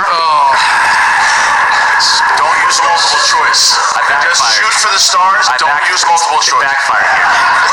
Well, we have 2 answers. John Williams Think or about it. You get 6 points. You got a good shot. Just shoot for the stars. All right, so Tom Dagnino spinning opponent's choice. Christian was not hesitating by reminding his fellow competitors we should give Tom scores and soundtracks. Yeah. That's what he's going to have to handle. Or did Christian just say, hey, here we go? All right, Finstock. In the category of scores and soundtracks, your first question. Who composed the music for the Hunger Games?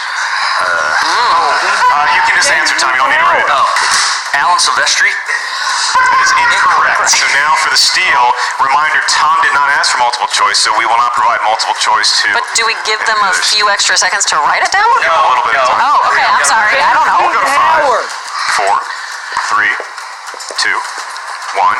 And pens down, please. Emma Fife first. This is not right, but I went with Game of Thrones composer Ramin Djawadi. That is, you are right. It is not right. Also, more than likely incorrect on Alexandre Desplat. No, sir. I thought it was James Newton Howard, but I put Danny Elfman. He probably should have kept that He first. should have kept the first one.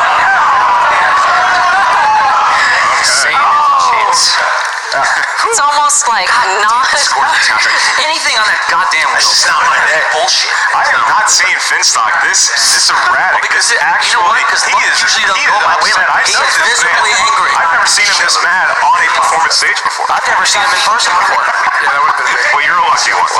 Here we go. Question number 2. In scores and soundtracks, Mr. Dagnino. Scores and soundtracks. Question number 2. Please get this one correct. Who performed Back in Time from Back to the Future? Oh, I know that. He's a Lothario. His name is, and he's a legend in the streets. His name is Huey Lewis. That's right. That is He's correct. Huey Lewis, That is correct. a legend. Huey Lewis doing Back in Time from Back to the Future. I'm going to challenge this. Challenge. The man is Huey Lewis in the news. This was not a. He was not a solo artist for the song. Doesn't make a difference. We're gonna the question was who performed the song. The answer is Huey Lewis in the news. Challenge.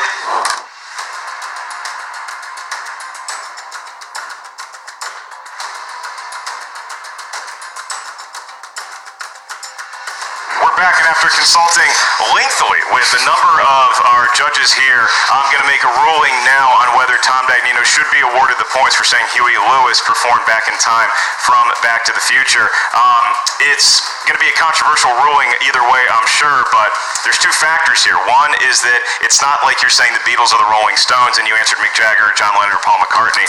You actually did get the name right of the front man, the leader of the band, Huey Lewis, and I jumped in pretty quickly to my own fault and gave Tom the 2 points without following up and asking if he did know the news. It is my confident assertion that Tom Dagnino does know that it's Huey Lewis in the news. I am giving Tom Dagnino the 2 points for answering Huey Lewis.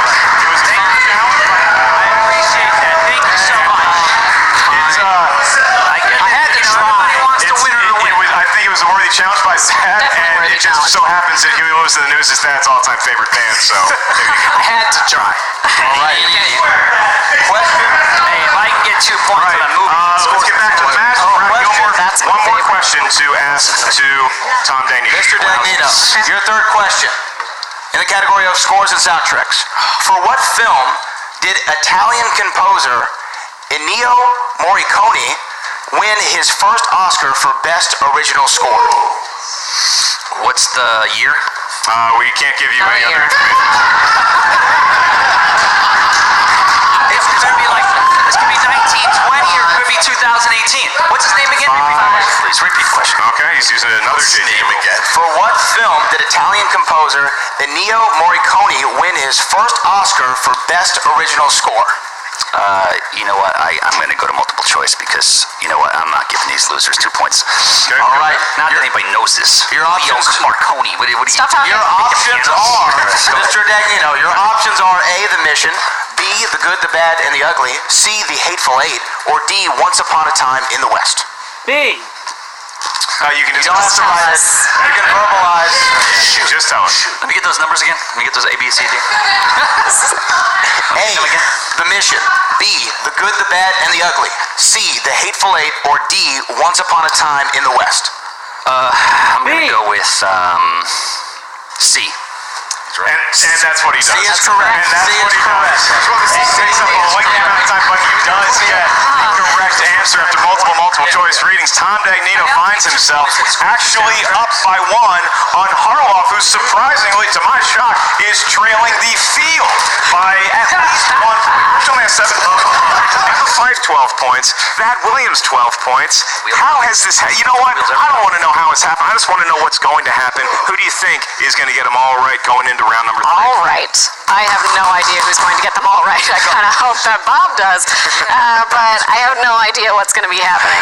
It's actually very exciting, You know, I will say. I go off momentum, and right now, in my opinion, the momentum is on Thad's side. Okay, the momentum is on Thad's side, and here's how round number 3 is going to work. It's the round that will determine the fate of the Commissioner Ball. We're going to get numbers from each and every one of you. These numbers are a series of 3 numbers that can range from 1 to 20. Each number corresponds to a different category of movie trivia Schmoedown. Know how your first question is going to be worth 2 points. Your next question is worth 3 points. Your final question, should we make it that far, is worth 5 points. Here's how we get the numbers. We're going to take them from whoever has the most points going into round number 3. It's tied between Emma Fife and Thad Williams. Emma Fife, you are considered the favorite amongst the 2 of you, and we'll take your numbers at your leisure. 7, 12, and 16. 7, 12, and 16 for Emma Fife. Thad Williams. After 4 people say it. We'll help you. 6, 13, 8. 13, 8. Tom? All right. Christian Harloff, you're trailing Finstock, so we get Finstock's numbers first. Oh, yeah. Tom, Forgot. your numbers. Is 17 took? 17 is not. Let's go with that. Okay. Is 4 took? 4 is not taken. Taken. Yeah, it's not animated, right?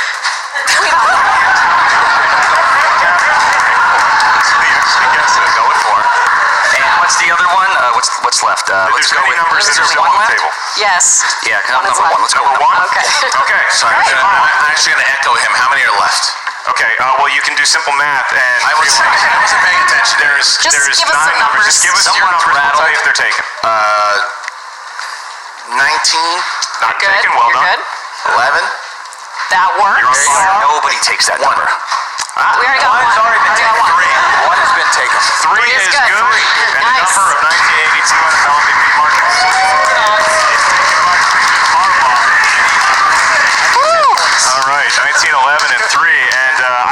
administering all of the round 3 questions to each and every There's a loser who took my mask.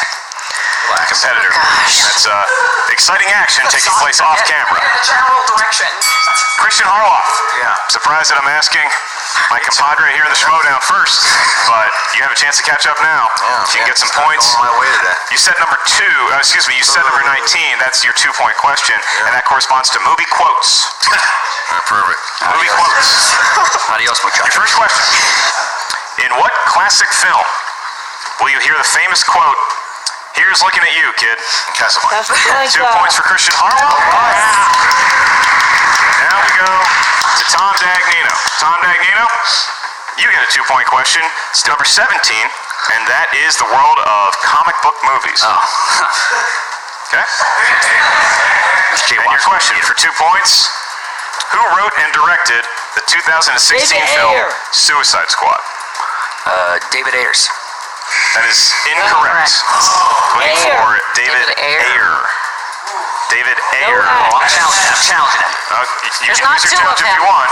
Yeah, I'm challenging him right now. Okay. All right. Finstock has challenged David Ayer. the Ayers. I said David Ayers. Ayers. The third challenge of the game so far. Third challenge of the game so far. You're gonna lose, Dagnino. There's no S. Ladies and gentlemen, We have a ruling. the ruling is in. I need all of the competitors to be silent. I need the crowd to be silent. I have made my ruling. The ruling is that Tom is not awarded the 2 points because the correct director is David Ayer and the News. That is the answer. So Tom Dagnino still has his question to be asked to see if he can regain the lead, at least over Christian Harloff. Tom, you said number 4 for your 3-point category, and that is in the realm of young ladies whose movies I'm sure you've seen multiple times. That would be Angelina Jolie. Oh, yeah, she's my favorite. Angelina Jolie. She was great. And your question Geely. No, for 3 points. Who co-starred as Angelina Jolie's love interest in Original Sin? Antonio Banderas. Antonio was that? Banderas. Can't tell you. Once again, can I tell you that? I can just give you a countdown. 5, 4, Repeat the question. 3. That's your last JTE No, rule. it isn't. Yes, it is. Yes, it is. I think you were gifted another one earlier. Tom, your question is who co-starred as Angelina Jolie's love interest in Original Sin? I Banderas. think that was like 1990s, like 84, right? Kidding. It's like 2000. And we're going to go to 5. Go with Antonio Banderas. 4. It is Antonio Did he say Banderos, though? I think he said Banderas. Antonio Banderas. That was his last 3-pointer. So now back to Christian. That's right. We go back to Christian. It's called a commissioner ball. Right now it's a toilet bowl between Christian and Tom. Christian, we go to number 11 for your 3-point question to regain the lead on Tom. And now it's going to get interesting because if Christian hits this, it's his 3-point question. He's going to be tied at the top with Emma and Thad. Christian, for number 11, the number of Super Bowl legend Mark Rippon.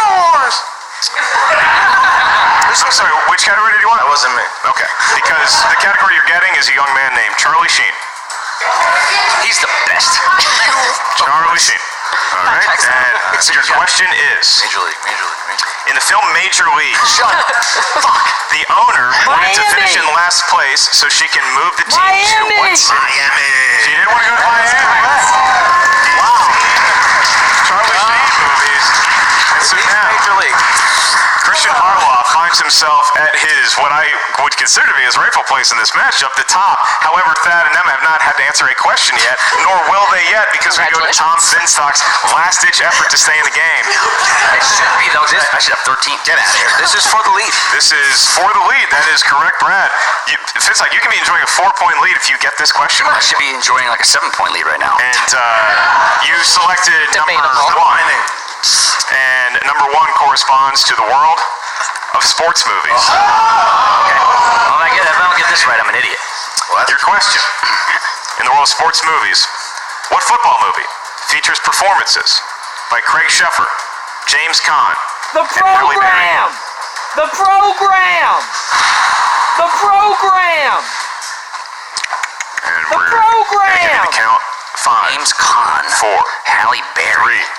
3, 2, 1. Any given Sunday. That is incorrect. We're looking for the program. Thank you for The playing. program. And Goodbye. Tom Dagnino. Ladies and gentlemen. Well done.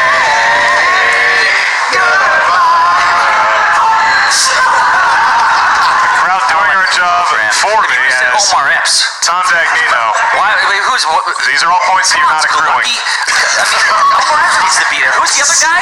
Johnson out. We're going to go My question to the booth, can we just shut his mic off? Is the question I have. Yeah, Sounds like a- try to do that. He had exiting. For everybody. Thad Williams, you're up next. God. Mercifully for all of us here. Thad Williams, your first question comes from category 6. And your 2-point question is going to be from the wild, the wonderful world of musicals. Yes. Okay. All right. It is a wonderful world, I will say. And your question is, Here we go. who plays the lead role, Sophie, in the film Mamma Mia? That's, shit, what's her name? Mean Girls. What's her name? Why am I blanking on her name? And she was in Dear John with Channing Tatum. What the hell is her name? Shit, come on. Oh, This is for the lead. What is her name? 5, 4, 3, 2, Meryl Streep. 1. Looking for Amanda Seyfried. Yes. So now we're going to go to Emma. And Emma Fife, your 2-point question, you selected number 7. So number 7, Joe Theismann's number, corresponds to crime movies. So crime movies. If we could reverse the categories, I perhaps. know, that would be great. But you're stuck with crime movies, and your question is, who plays the titular Leon in Luc Besson's Leon the Professional? John Reno. God. John Reno. Jean Reno. 5. John Reno. It's not gonna happen. 3, No, it's 2, not coming to my brain at all. 1. It's not coming. Looking for Jean Reno. Jean Reno is the professional, and we go back to Thad Williams. Okay. Gonna bounce back to you. Very enthusiastic. Gonna bounce back to that. Your category is for 3 points, and the lead, the lovely Julia Roberts. Okay. Your question is, in the film Mona Lisa Smile, who plays the highly opinionated student Betty Warren, who after Catherine's support files for divorce and studies law? Oh, crap. I've seen this movie. What is it? Go to 5, 4, Maggie 3. Gyllenhaal. I have no clue. Looking for Kirsten Dunst. Man. So close. I would have had Kirsten Thad, Dunst. you don't use any of your JTPs. I gotta save them because of this guy. Save them. All right. Okay. So now we bounce back to Emma Fife here.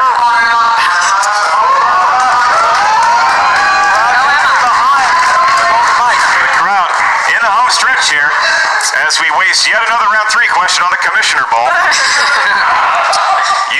For your 3-pointer, you selected number 12, and that corresponds up here to new releases. Okay.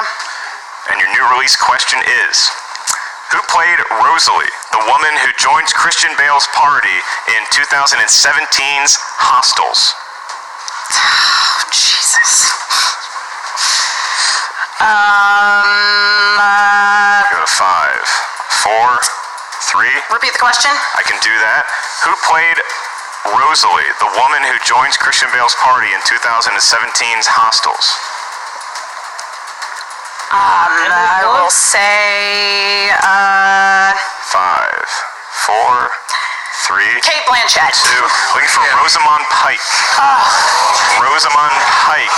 And it just seems to be a comedy of errors here lately with guesses that are inaccurate, but that does find us with quite a lot of drama here. It's anybody's game right now. Brad Gilmore, Brian Chandler, we find ourselves tied at 12. I can't take it anymore. Each Can we finish competitor this game? has their 5-point question left. Wow, ladies and gentlemen, what a way to kick off the movie trivia Schmoedown Spectacular. Christian Harloff, you're right back in the match now. Yeah. And your question, you selected category number 3 for 5 points. This comes from the world of directors. And your question. Come on, Christian. Which renowned filmmaker played himself in Billy Wilder's Sunset Boulevard?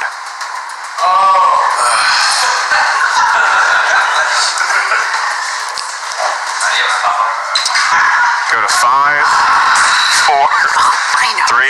Repeat the question. Certainly can do that. Which renowned filmmaker? How many do I have left? You have one more repeat after this. Which renowned filmmaker played himself in Billy Wilder's Sunset Boulevard? Never seen the film. 5, 4, 3. Repeat the question. 2. Which renowned filmmaker played himself in Billy Wilder's Sunset Boulevard? Not yet.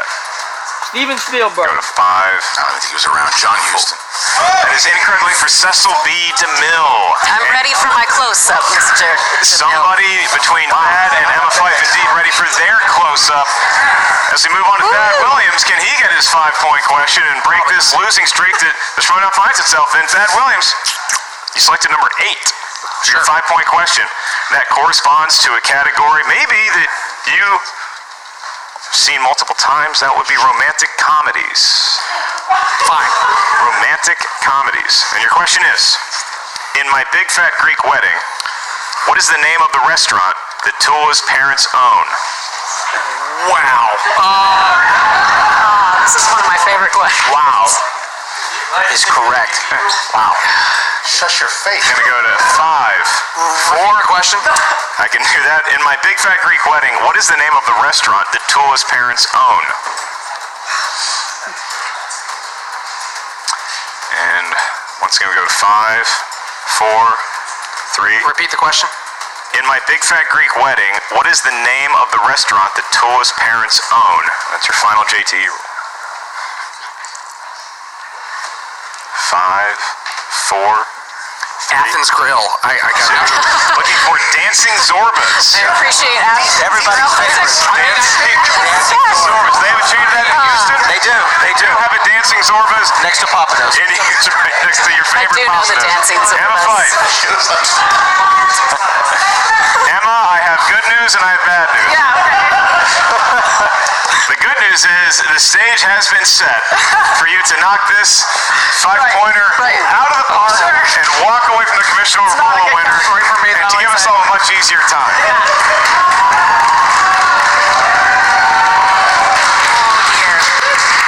The problem bad news is that number 16 corresponds to a 5-pointer from the world of Sly and Arnie.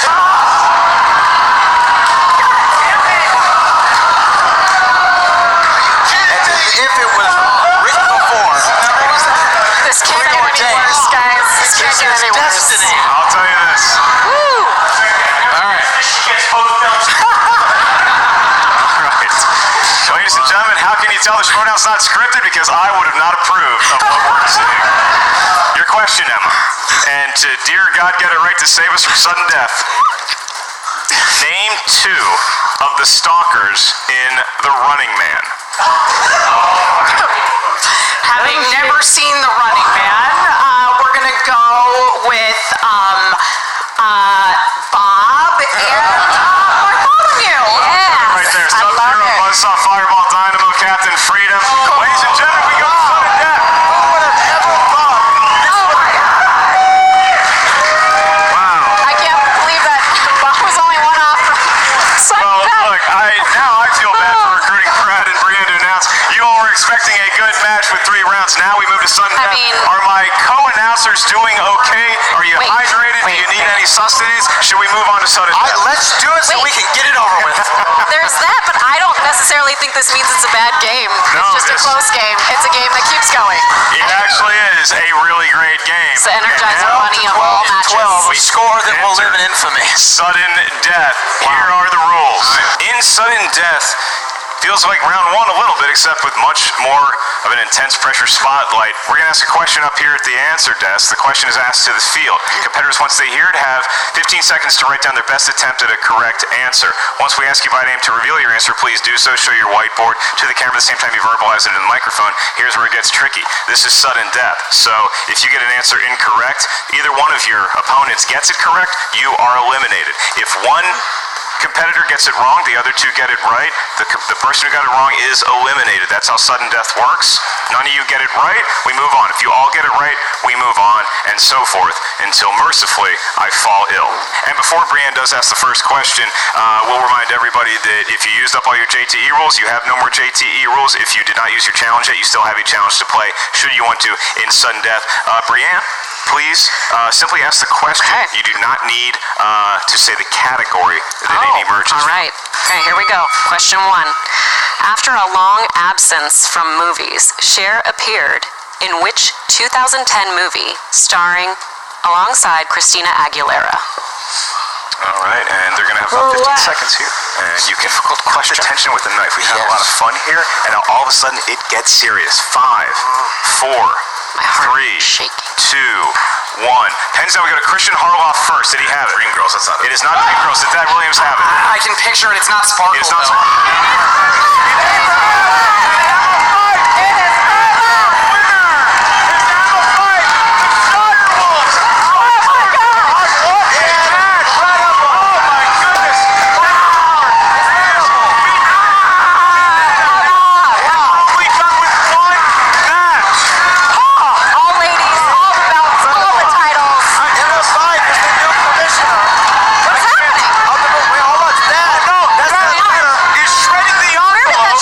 That's the letter that Mike Kalinowski and Paulie G had. This is ridiculous. Wait a minute. What's this guy doing? Wait, that's Paulie G. Who are you? That's Paulie G. Paulie G, please use the microphone, Paulie, if you're going to say something to the room. Yes. Welcome, ladies and gentlemen. I have to point out to you, by the way, Paulie G here, attorney at law, at your services. Thank you.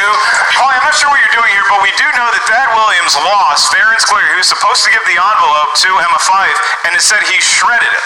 Indeed he did. I witnessed that, and I'm here to tell you that there was sensitive, confidential materials in that document. Now, foolish Thad was under the impression that that was the only copy we had, but guess what? Ladies and gentlemen, we lawyers are prone to our little white lies, and guess what? This was a big white lie, Thad. Now, I'm sure you're wondering what is contained in these documents. Indeed. No one is wondering that. No one cares. Does anyone care? I do. I'm very interested in seeing what this could be. Well, let me tell you. I'm not the person that's going to reveal that information. I shouldn't be. However, that person is present. That person This is like the movie Clue. is my employer. That's right. I'm working for somebody else. Lawyer. So, this person is the same man, the mastermind, who instructed me to crash Inman's interview. Oh, boy. Right? Who directed me to interrupt Dagnino's speech. This is the same man who told me to get inside the mind of Kalinowski and twist it up. You were a great pawn, Mike. Sorry. Ladies and gentlemen, here we go. I give to you my employer! Yeah. Thank you very much. I appreciate it very much. Thad, you dumb bastard. So first of all, Emma Fyfe, your victory is completely valid. You will indeed be a commissioner. Commissioner? Shut your mouth. Now, in regards to where, we'll get to that, but you earned your victory, you did your job, and I congratulate you. It was amazing. So, Thad, I know what you did in the first and last spectacular, everybody. The second I signed that thing, you don't think that I've been working with this guy for 4 years, he makes me look at every single contract. Oh, boy. And we knew that that missing page basically said that after 4 months I revert back to commissioner. However, Thad ignored it. Mike had the page, and we used Mike. Sorry, Mike, you were great for what you did. But the whole point is, I'm not a commissioner. I'm the goddamn chairman. I've been a chairman of this league since the second I created it. I create the commissioners. And guess what? You want to know if you're fired or not? No, you silly bastard. You work for me from now on. You do what I tell you to do. If I want you to jump, you jump. So from now on, Thad Williams works for me. I don't know what the hell you're going to do. The toilets are a disgrace right now, so maybe you do that. Now, as far as everything else goes, as far as the league itself, what's going to happen, it's going to revert back to myself, and I will appoint commissioners. Emma Fife will absolutely be one of those commissioners. You, my friend, have seen your last dance, and Mike Kalinowski, good luck, whatever the hell you think you're doing, because your reign's over. So thank you, everybody. Congratulations to Emma Fife, and enjoy the spectacular. Thanks. Brian, your reaction to what we just saw? I cannot believe what I just see. Christian Harloff was the man behind the man behind the man.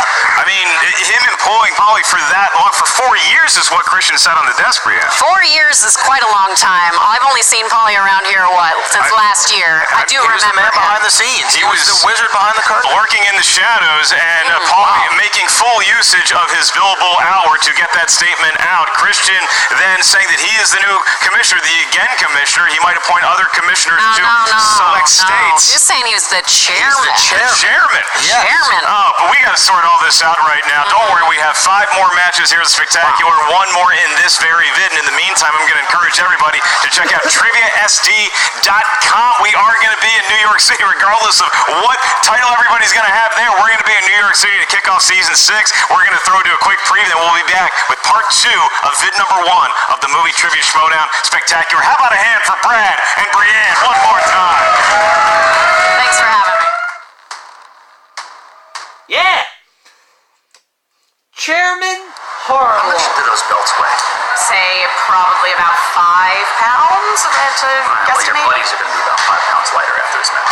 Wow. I mean, you know what? Honestly, that is a compliment because, all women like to lose weight. Where's my mask? Well, I don't know anything guy about took your it. mask. This guy took it. You would not. Does your parole officer know you're here, idiot? Well, maybe. But that being said, Okay. I know you tried on the mask the one time. Okay, all right. I need it back. Listen. Enough of this nonsense. We're here. It's time to play. Look, you guys made it through the tournament. Your wins were impressive. So were yours. They were impressive, Clark. You're so gracious. Very typical. Anyway, Typical, yeah, I'm not here for that. In any case, we just want to play. Okay? That's right. Look, you did beat him, and it needs to be said. Because you two are my dear friends, Clark. Our history, it goes deep. But make no mistake. We're taking those belts. Riley, my dear friend, I think it's kind of funny how you hung it up and you bailed and you walked away, and then the second that you could possibly jump back in, you took it. No. Yeah, well... He's an opportunist. Couldn't have said it better myself. You know what? Be careful what you wish for. Let's go. Say goodbye to those belts. Good luck, ladies. Where's my mask at, Draco? Don't worry about your fucking mask. Making their Schmoedown debut, Ken Knapsack and Rachel the Crusher Boucher. How'd it feel under the lights for the first time? It felt really amazing. I had the nerves, they were there, but Ken's an awesome partner. Tough Beats was a great opponent. You got a new fan favorite here in the team league. Nerds Watch. Nerds Watch! Rachel Cushing is here!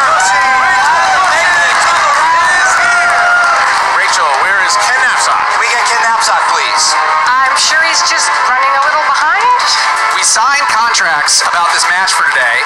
Blofeld's Cat versus Nerds Watch. If your partner's not here, you either forfeit the match or you can play them on your own. The point is to play and not give up. Yeah, I'm here. I'm playing. 2 Chicken pox. And your winners! Wait a minute! Hey, wait a minute! Ken's here! I am so sorry. I almost missed my opportunity to congratulate these guys.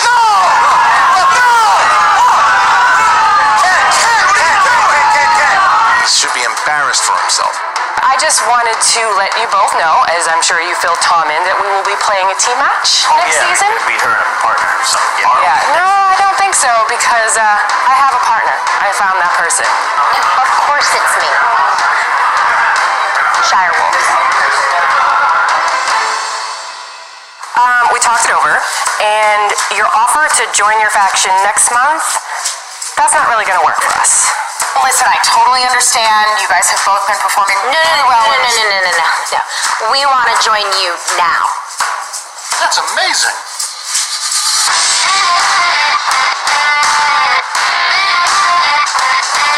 Who played the main child in Mud with Matthew McConaughey? Hi, Sheridan. We're coming for those belts. I am getting those belts.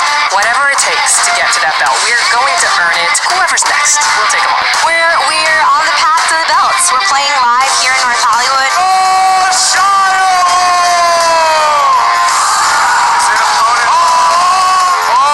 Movie released it to Tony Curtis. And your winner! When we came out tonight, we knew what we had to do. And I wasn't kidding. Rachel and I are coming for the belts. There's only one logical step left, and that is to walk away. Give up both belts. We do not have team champions right now. It's up for grabs. In Argo, at what nation's embassy do the 6 escaped hostages hide out? The English embassy? And your winner! There's no way that we are not going to see this journey through to the end, and it is time for these ladies to win those belts. And with that, that's it. The winner!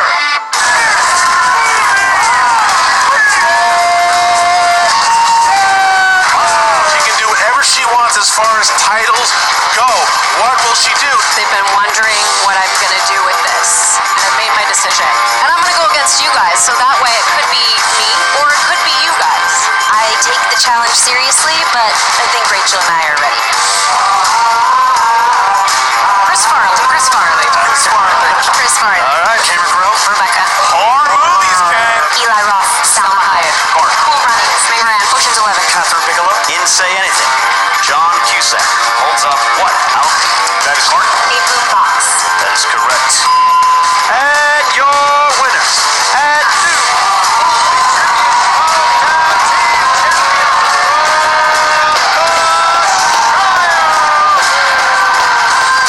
This means a lot to be the first woman to hold a belt.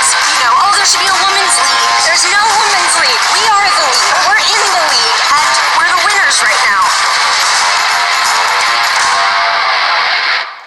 In the team tournament, the Ultimate Schmoedown Team Tournament 2018, the theme is anarchy.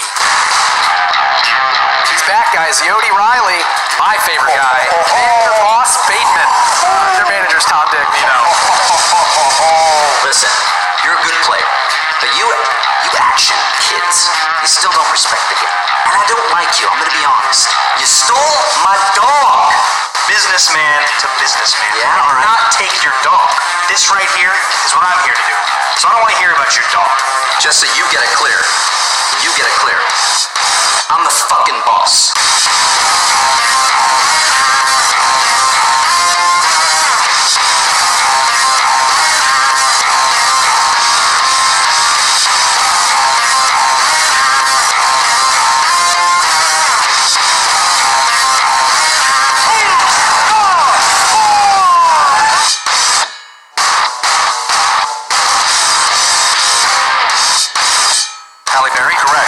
Truffle Shuffle. Feels a lot like this team's champions that Serendipity does, correct? Good thing you guys still have a round after this, right? Oh, wait. I apologize. For the win. Lopan, catch me if you can. King of New York? I just don't have patience. Sorry, babe. Grindhouse. And your winner! If you want to be the best, you got to beat the best. And you're watching something pretty special right now. We're putting the whole league on notice. But you know where you'll catch us? At the fucking spectacular, going for belts again. The Shire Wolves and Who's the Boss going face to face. We're 4-0. And they're 4-0. Yeah, but we did it faster. Come together. I don't know if they're going to be able to take us together. I want that belt. I will take it from them. They're going down today. End of story.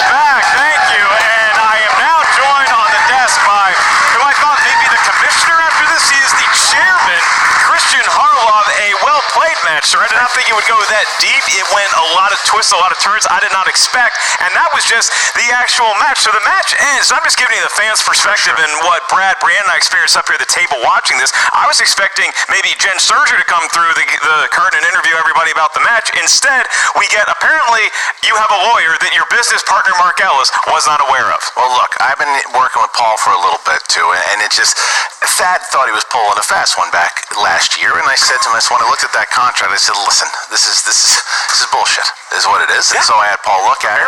I knew I was going to give Thad the benefit of the doubt and say to Thad, listen, let's see what he does. He wind up pulling a fast one. I sent Paul into Jason Inman's interview last year just to kind of set it up and see what was going to happen, cause a little anarchy, if you will.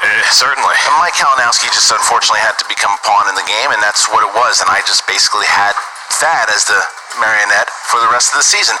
You know me. It's like you try to pull... I thought I did. Well, if you try to pull a fast one, I'm going to get you. And Emma Fife took the victory. She is the rightful commissioner. Now, I said that there'd be some other things that she might be able to commission. There's some other things that are going to happen. I'll explain all of that at the end of the spectacular. But for right now, all is well. Kalinowski is like he doesn't know what he's doing with himself. And Thad Williams is also out of power. It is over. It is done. It is time for the chairman to take his league back. And I'm about to do that. And I'm glad to be here. You look wonderful. Hey, I feel good. I feel fresh. As long as you never asked me to be a commissioner of anything, then you and I, my friend, are copacetic, and we are here to kick off the second match of the 6-match Schmoedown Spectacular. This will be the epic conclusion to vid number 1, and it is none other than the team title match. It's the Shire Wolves going against one of my favorite sitcoms from the 80s. Look, that's right. Who's the boss? Mona is not here. Tony's not here. Angela. Sam and Daniel not around. Daniel Ponce was actually his name, I guess. I don't remember. Point is, I do remember Who's the Boss and the historic run that they had at this tournament. They won the tournament. Ben Bateman and Mark Riley were not supposed to be a team that worked out really well. They were not getting along. They had mowed through their competition. The last 2 matches, they took out Corruption, Chance Ellison and Mike Kalinowski. They knocked out the Harris brothers in 3 rounds. They have been a devastating team. However, this is easily their biggest challenge. The champions, the Shire Wolves, Clark Wolf and Rachel Cushing, are some of the best. They are Hall of Fame players. They're both former Rookie of the Year. Clark Wolf, you just saw what she did in the singles, and she's still got another match tonight for the #1 contender. Rachel Cushing is a triple threat. She is devastating in the Inner Geekdom League. She is devastating in the Team League and in the Singles League, and they both have beat Ben Bateman twice. They beat him in teams, and they both beat him actually, Rachel has beat him in teams twice, and Clark has beat him in singles. We have a lot to say about this match. They had some talking to do as well. Let's take a look. I have very fond memories of last year's Spectacular. First of all, I took the Manager Bowl when nobody even knew who I was managing, revealed that Mark Andreyko had joined the Fight for Good, and the Fife Club was born, and a year later, here we are, defending the team championship. So I'd say it was definitely worth it, and it's been a great year for the Fife Club, no matter what happens today. My goddamn mask is missing. I'm freaking out, dude. I've had this thing for like 15 years. It's my good luck charm.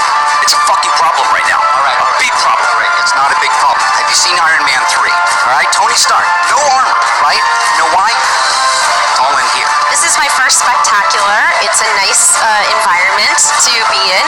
We're ready to defend these belts.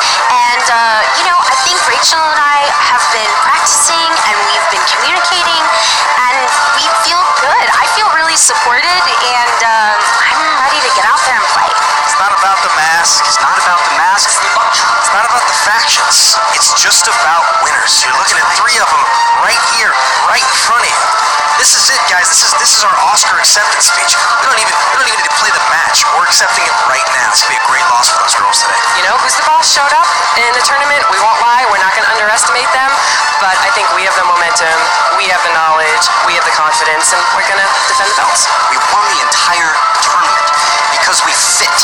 We fit perfectly. And now, like a glove. Like a glove. Like a glove.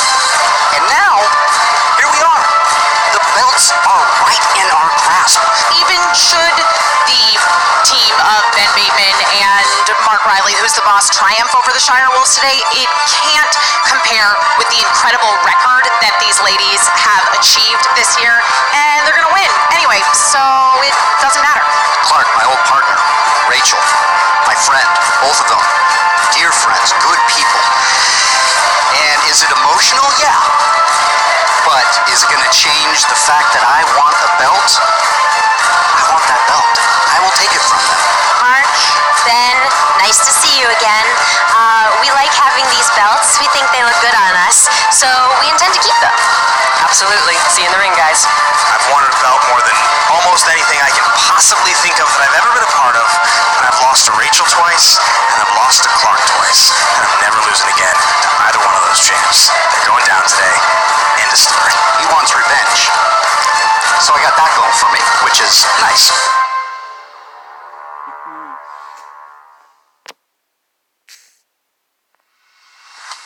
Look, they're both have a lot to prove here. The Shire Wolves want to keep the title. Who's the boss wants to win the title? Bateman's first shot at it. Riley is looking to do what only Roca has done and win the singles championship twice and win the team championship. Riley and Clark is also the big story. Clark and Riley together had a shot at the team championship together. They were teammates for a while. And then when Clark and Rachel joined together and created the Shire Wolves, there was this run. Riley was retired. Riley came back, joined with Ben. Clark didn't sit that well with her. She's like, she wasn't ready to give the Wolves a steal up. But Riley wanted to take time off. He comes back now, and now the irony is there. If Riley is to take the championship, he's going to do it by taking it away from his former partner, but she does not want to let that happen. Yeah, that's quite a hill that he's going to have to climb along with Ben Bateman to get to that championship, because the Shire Wolves, like you've pointed out, just an incredible run they've had as a team and individually this entire season. And, you know, you look at what their strengths and weaknesses are, I guess, in a little tail of the tape, let's actually look at some of their more notable accomplishments. Yeah, look at the accomplishments. You got the notable accomplishments for Who's the Boss. They defeated the Harris brothers. They beat corruption, and they won the 2018 tournament. And great ratings in 1987. Agreed. Now, the notable accomplishments for the Shire Wolves. They are the first women champion inside of the Schmoedown in history. They are both former rookies of the year, and they have a notable big win in the live event against Team Action. That's it, Mark. Fun fact about the Shire Wolves, they have never been a sitcom yet.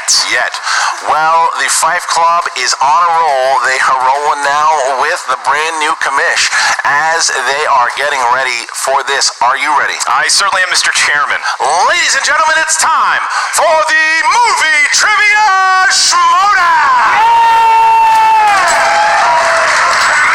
5 rounds for the Movie Trivia Schmoedown Team Championship of the World. Introducing first, the challengers. Led to the ring by their manager, Finstock, with a record of 4 wins, no defeats, and 1 knockout.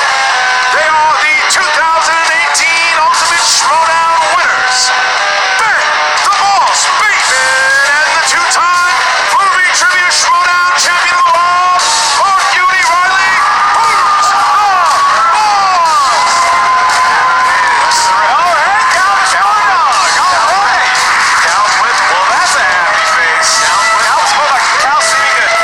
What is in the boss's briefcase? Cal, getting used to it. Obviously, some history here with Cal. Now it seems everybody's friends again, Chris. Cal's first title match. And Mark Riley back. Last year he was doing interviews. This year he is going for the team championship. All right, here we go. You gotta be careful who you trust your dog with around these places. What do you got to say to the program? You know what? Most people shoot water guns. Yeah. We shoot laser beams. Okay, cool. Where's your mask? No idea? Does not want to address that question. And their opponents, representing the Fight Club, with a record of 4 wins, no defeats, and 2 knockouts. Led to the ring by their manager, Emma Fife and Mark the Android Draco. They are the undefeated, undisputed Movie Trivia Schmoedown Team Champions of the world, Rachel the Crusher Cushing and Classy Clark Wolves.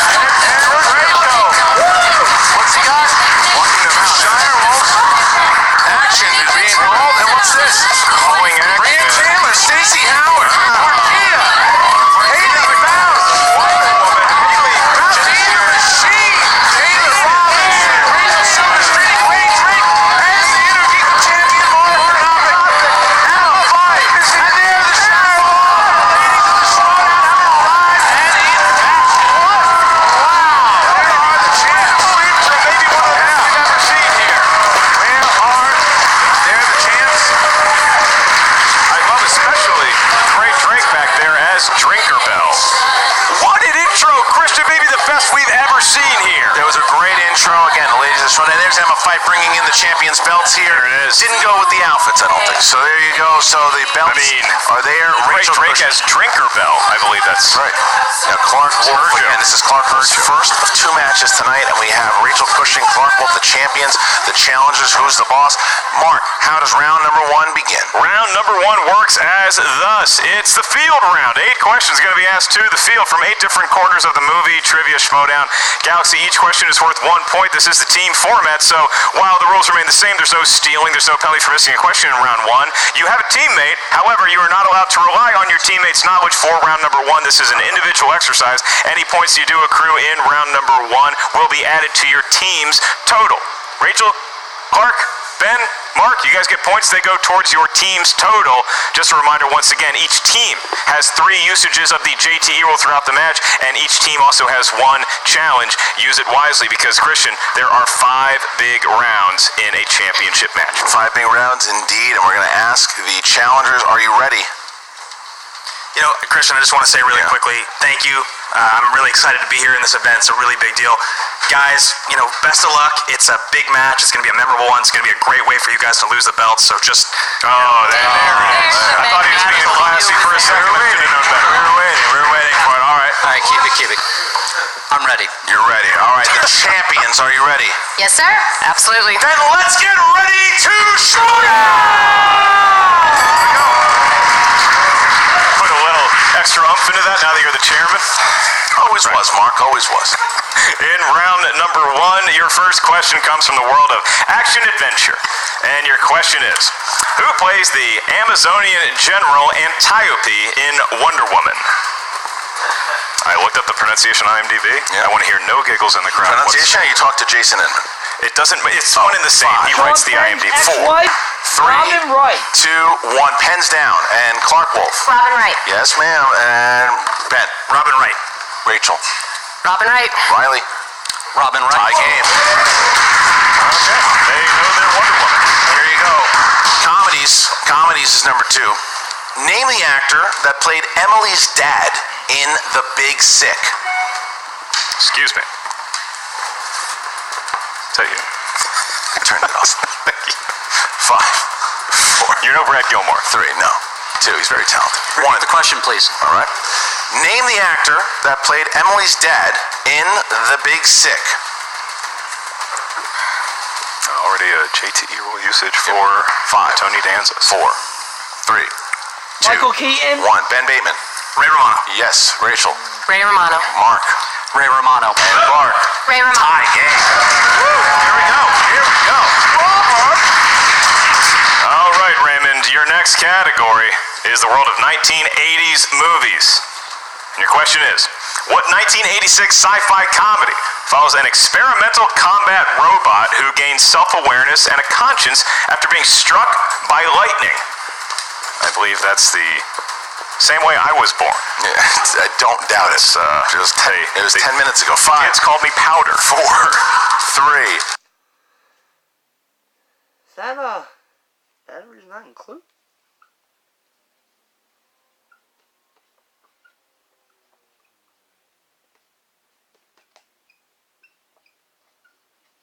Is that battery's not included? Repeat the question. All right, second one. Here we go. What 1986 sci-fi comedy follows an experimental combat robot who gains self-awareness and a conscience after being struck by lightning? Who's the boss using 2 JTE rules already? That's a expensive first round for 5, 4. Knowing how great that show was, they have the funds. 2, 1. Rachel Cushing. Short Circuit. Yes, it is. Riley. Short Circuit. Clark. War Games. Okay, and Ben. War Games. Wow. Okay, so only Rachel and Mark Riley get it, but we're still tied. Right. We're still tied. Johnny 5 Alive been on life support. Wow. All right. Next category is directors. What was the first film directed by Kevin Smith? This is intense. You can feel it. Yeah. 5, 4. Mallrats. 2, 1. Pens down. Mark Riley. Clerks. Yes. Clark. Clerks. Ben. Clerks. Rachel. Clerks. All got it. 7, 7. Okay. And back and forth we go. We move on to fantasy sci-fi. Sci-fi stands for science fiction. Your question is, what character says the classic line, "That's it, man. Game over, man. Game over," in 1986's Aliens? Did you say actor or character? Character, not the actor. Right. Need the character name. Many people watching at home may think 5 movies are real. They're not. Can you repeat the question? Yep, certainly can. What character says the classic line, "That's it, man. Game over, man. Game over," in 1986's Aliens? I only know, I can only 5, remember one character, 4, Ellen Ripley. 3, 2, 1. Clark. I had Paxton. Ben. Hudson. That's correct. Rachel. Said Bishop. And Riley. Hudson. Okay, so Riley's perfect. Riley's perfect right now, and we get to our next question here. The next question here is dramas. Who's the boss? This actress played teacher Bonnie Stevenson opposite Chris Evans in 2017's Gifted. You know, they've been throwing this movie at me on every American Airlines flight I've been on for the last 2 years. 5. Finally watched it. 4. Good flick. 3, 2, 1. Pens down. Ben. Michelle Monaghan. Incorrect. Rachel. Didn't have it. Riley. Didn't have it. Jenny Slate. That's correct. 9-8. The Markle bringing Charles within 1 now, and we get to our next question And no here. perfect rounds. No. Your penultimate question in round number 1 comes from the world of horror/thriller. And your question is, 2003's Identity follows 10 strangers trapped during a torrential rainstorm in what kind of location? Crowd didn't like that. Hearing some Motel. groans from the managers as well. 4. The Bellow of Finstock. 2, 1. Rachel Cushing. Motel. Correct. Riley. Motel. Yes. Motel. And Ben. Motel. Okay. Okay, they all got the lodging right. Motel, we're good either way. 1-point game as we get to our final question in round number 1, which is the Patreon question. And the following question comes to you from John Patterson. John Patterson, thank you, sir. Thank you, John. Thank you, John, for supporting the show. All right, guys, in the category of animated, Mike Judge's animated creations of Beavis and Butthead star in what 1996 feature film? And we do need the title of the film. Yes. Thank you to John Patterson. 5. Check out.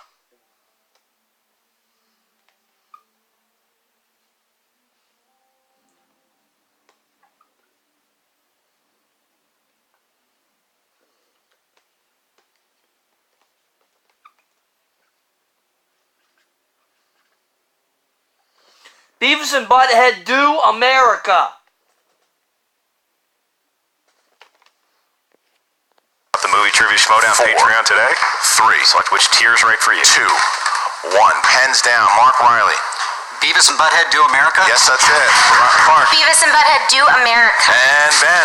Beavis and Butthead Do America. Yep, Rachel. Beavis and Butthead. Wow. They all got it. They all got the Beavis and Butthead movie correct. 13-12 at the end of round number 1, and it's exactly what we thought it would be. 1 point separates us. The challengers have a 1-point lead here, Mark, as we get into round number 2. How's that work? Round number 2. Now the teammates can sit next to each other because they get to consult with each other for each and every question that they hear in round number 2. You're going to hear 6 questions total.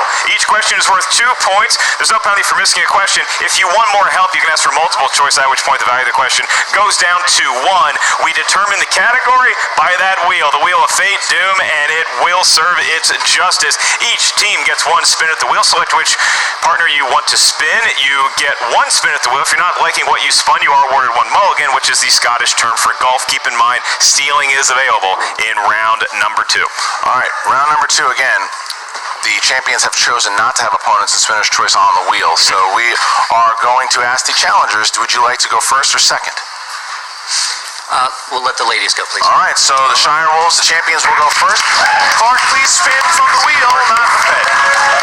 Clark Wolf, classy as always. Jeez.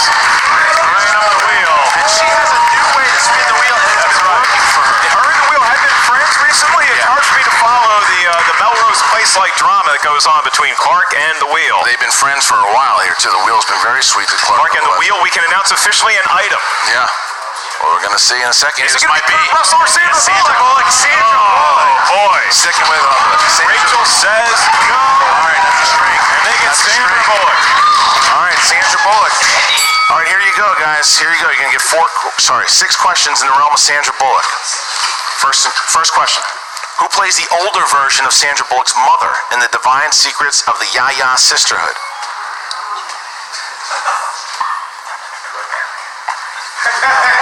5, 4, 3, Ellen 2. Burstyn. That's correct for 2 points. Wow. All right. She was in a scary movie back in the day. All right, question 2. Who played Gracie's beauty pageant coach Victor Melling in Miss Congeniality? Michael Caine. That's correct. She got the accent right, Christian. Hold up. All right, here you go. Sandra Bullock stars alongside Matthew McConaughey and Samuel L. Jackson in which 1996 crime Time thriller? to kill. A Time to Kill. Yes, it is. All right. Clark Wolf adjudicating herself nicely thus far in the round. Who plays Sandra Bullock's husband who was killed in a car accident in the mystery film Premonition? Julian McMahon. Julian McMahon.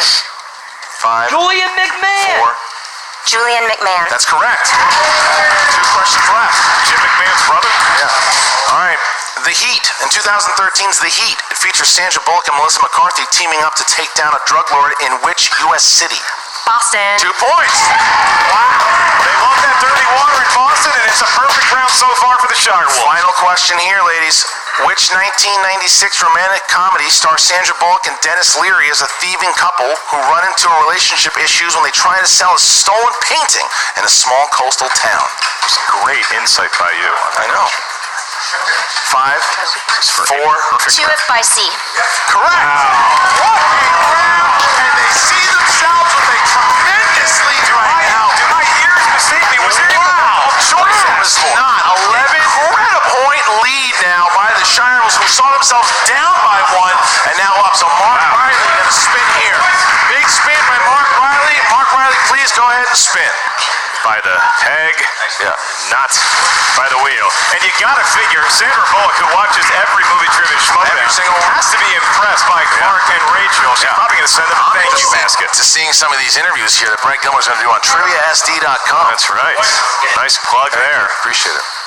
Okay. Coming back around here. What do we got? Is it going to be Festival Darlings? Do they spin away from Festival Darlings? Oh! I think they're probably going to spin away, Christian. Is take a mulligan. Maybe. Here comes the governor from Croatia. Yeah. You're gonna get a 5 count here, Tom. Tom, you're getting 5, 4, 3. All right. Spinning again. There's the spin. A valuable 20 seconds that I could have spent doing something else during that consultation. There's no way they were going to take Festival Darlings. No. They're probably looking for something. Movie release date because Ben is on the wedge. Yeah. I think they'd fare well in Kurt Russell. Where's it going? Oh, look at this. Is it going to be Festival Darlings? Oh! They got it. They got it. Wow. The wheel. Festival Darlings.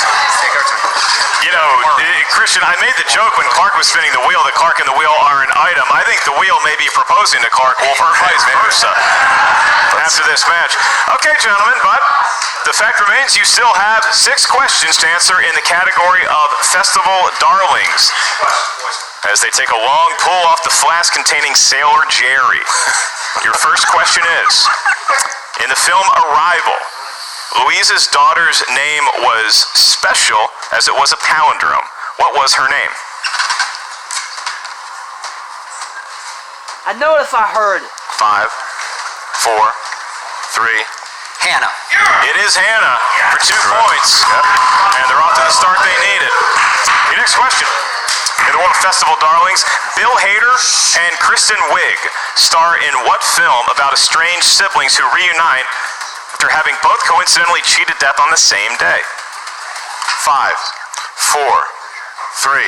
The Skeleton Twins. That's correct. It is the Skeleton Twins. Nice. Your next question. From the world of Festival Darlings, which actor from The Breakfast Club appeared in the film Foxcatcher? Anthony Michael Hall? 5, 4, Anthony Michael Hall. 3. Anthony Michael Hall.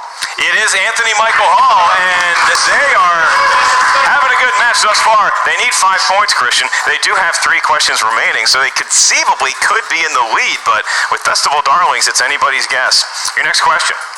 In the movie The Founder, Ray Kroc is selling what item when he meets the McDonald brothers at the beginning of the film?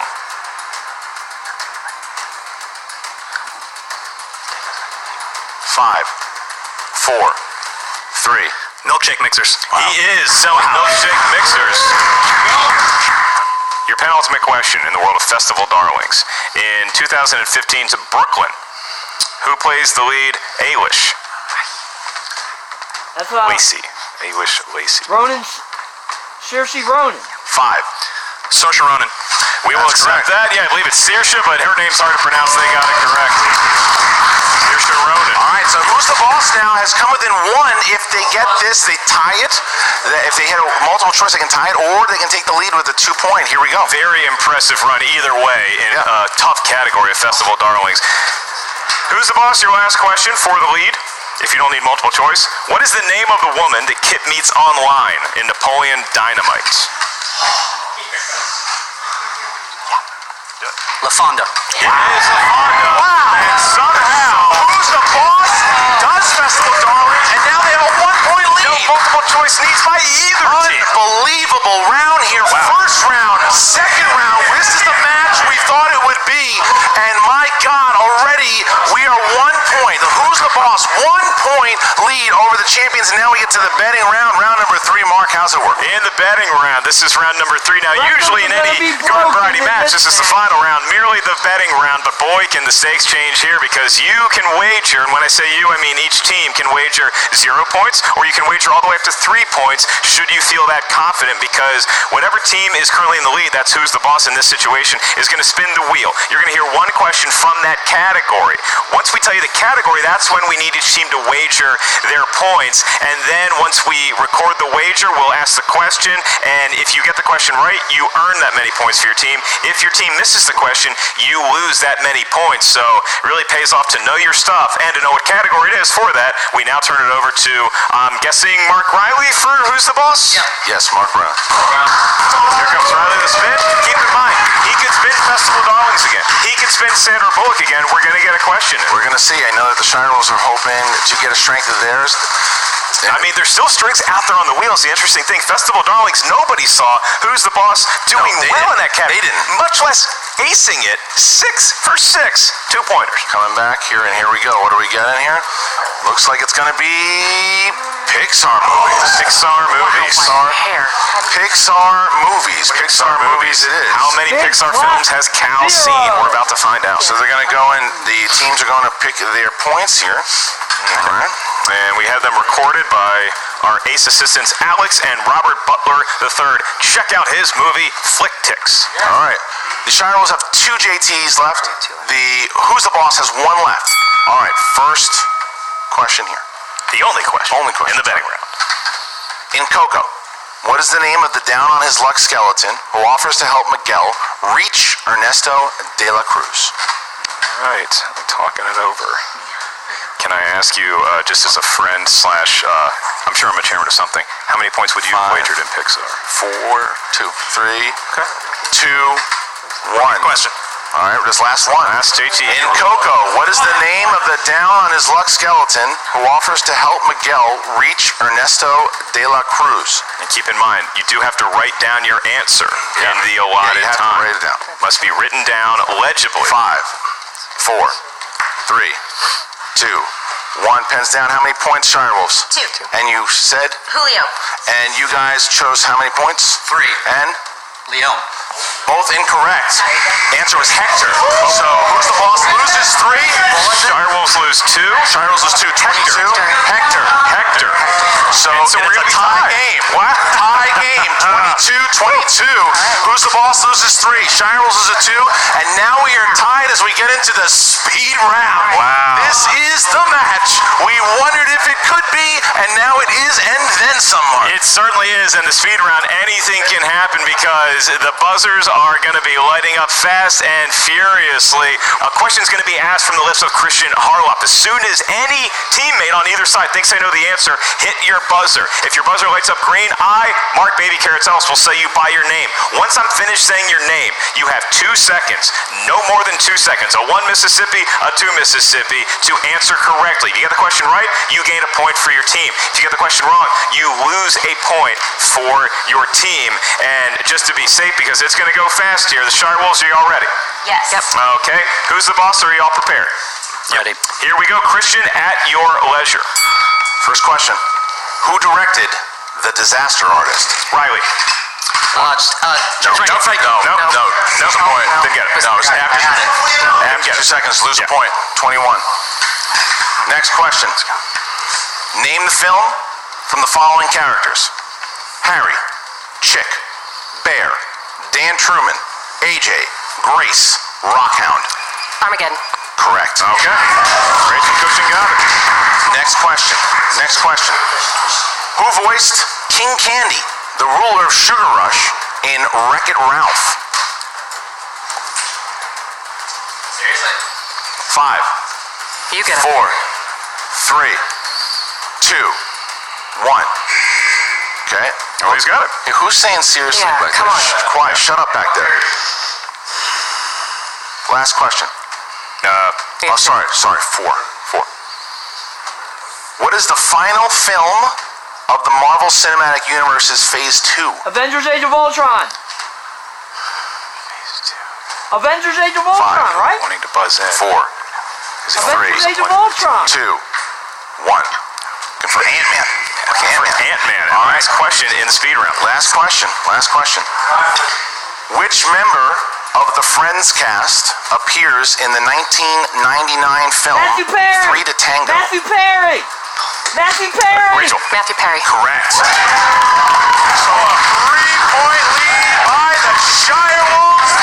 What a speed round. 2 of them not even answered. Great round of speed questions. That's maybe the longest speed round we've ever had, because we're just waiting for somebody to buzz in. Some tricky questions there. The crowd might have done better than the actual competitors in this match, but nonetheless, you pointed it out. Now the Shire Wolves going into the deciding round, round number 5, with a 3-point lead, 24 to 21. It's a damn good score if this is an NFL game. This is an incredible match. This is an absolute barn burner here. 3-point lead by the champions as we get into the 5th and final round. Morgan, how's that go? In round number 5, this is going to play like a round 3 in your Garden Variety team title match. Each team is going to give us a series of numbers that range from 1 to 20. Those numbers will correspond to a different category up here at the answer desk. The first number you give us is your 2-pointer. Then you're also going to have a 3-pointer and a 5-pointer, but it is the team format. So here's how it works. We're going to tell you as a team what your category is for the 2-pointer. The team must decide which member is answering by themselves. You may not consult with your teammate for the 2-pointer.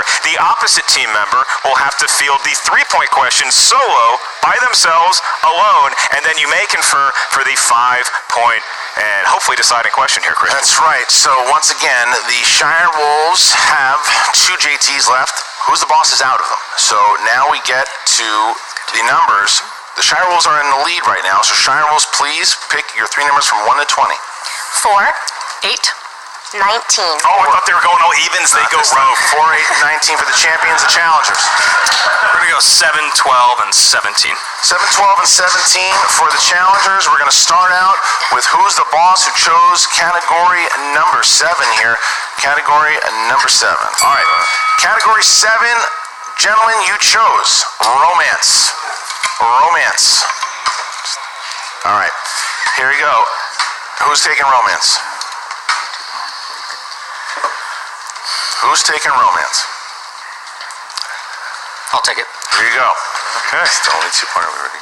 All right, here we go. A Pakistani funny man falls for an American graduate student at one of his comedy shows. He soon becomes worried about what his traditional Muslim parents will think of her.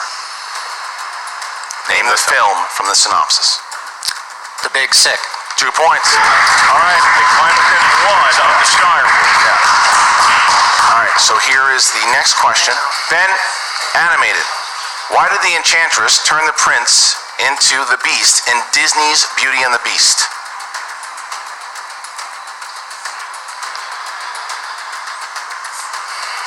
5, 4, 3, 2. Because he was unsympathetic, would not help her out when she requested his help. We can accept that. We can accept that. He was cruel to her. All right. Yeah, he was a dick. Yeah, basically. So now we bounce back. We bounce back to the Shire Wolves. Who's the boss? Avoided the TKO. Bounces to the Shire Wolves. Quiet on set, please. Yeah, it's a good lesson to all you kids at home. Don't be a dick to old ladies. They might put a curse on you. We bounce back to the Shire Wolves, have a chance to tie the game with their category of number 4. Number 4 is going to correspond to the great decade that saw me come into the world, the 1980s. I'll take it. Clark Wolf is going to field the question from the 80s. And your question is, a young boy with a distant father enters a world of make-believe and magic through a portal within an antique book in what 1984 movie? The Never-Ending Story! Clark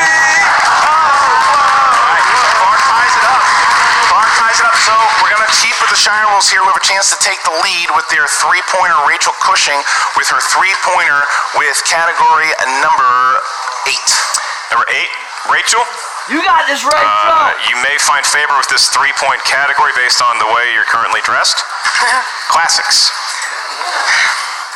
And your question in the world of classics for 3 points and a 3-point lead. Who directed the film It Happened One Night? Frank Capra. 3 points. Correct. All right. So, wow. Who's the boss is going to get a chance to throw it back. If they hit their 5, it goes back to the Shire Wolves. However, if Who's the Boss misses, then the Shire Wolves will retain the titles. Now we go to Who's the Boss, who chose category number 17 for their 5-pointer. Action Adventure is the category. Oh boy. Action Adventure. Guys, what is the name of the CIA Black Ops program that Jason Bourne is involved with in The Bourne Identity?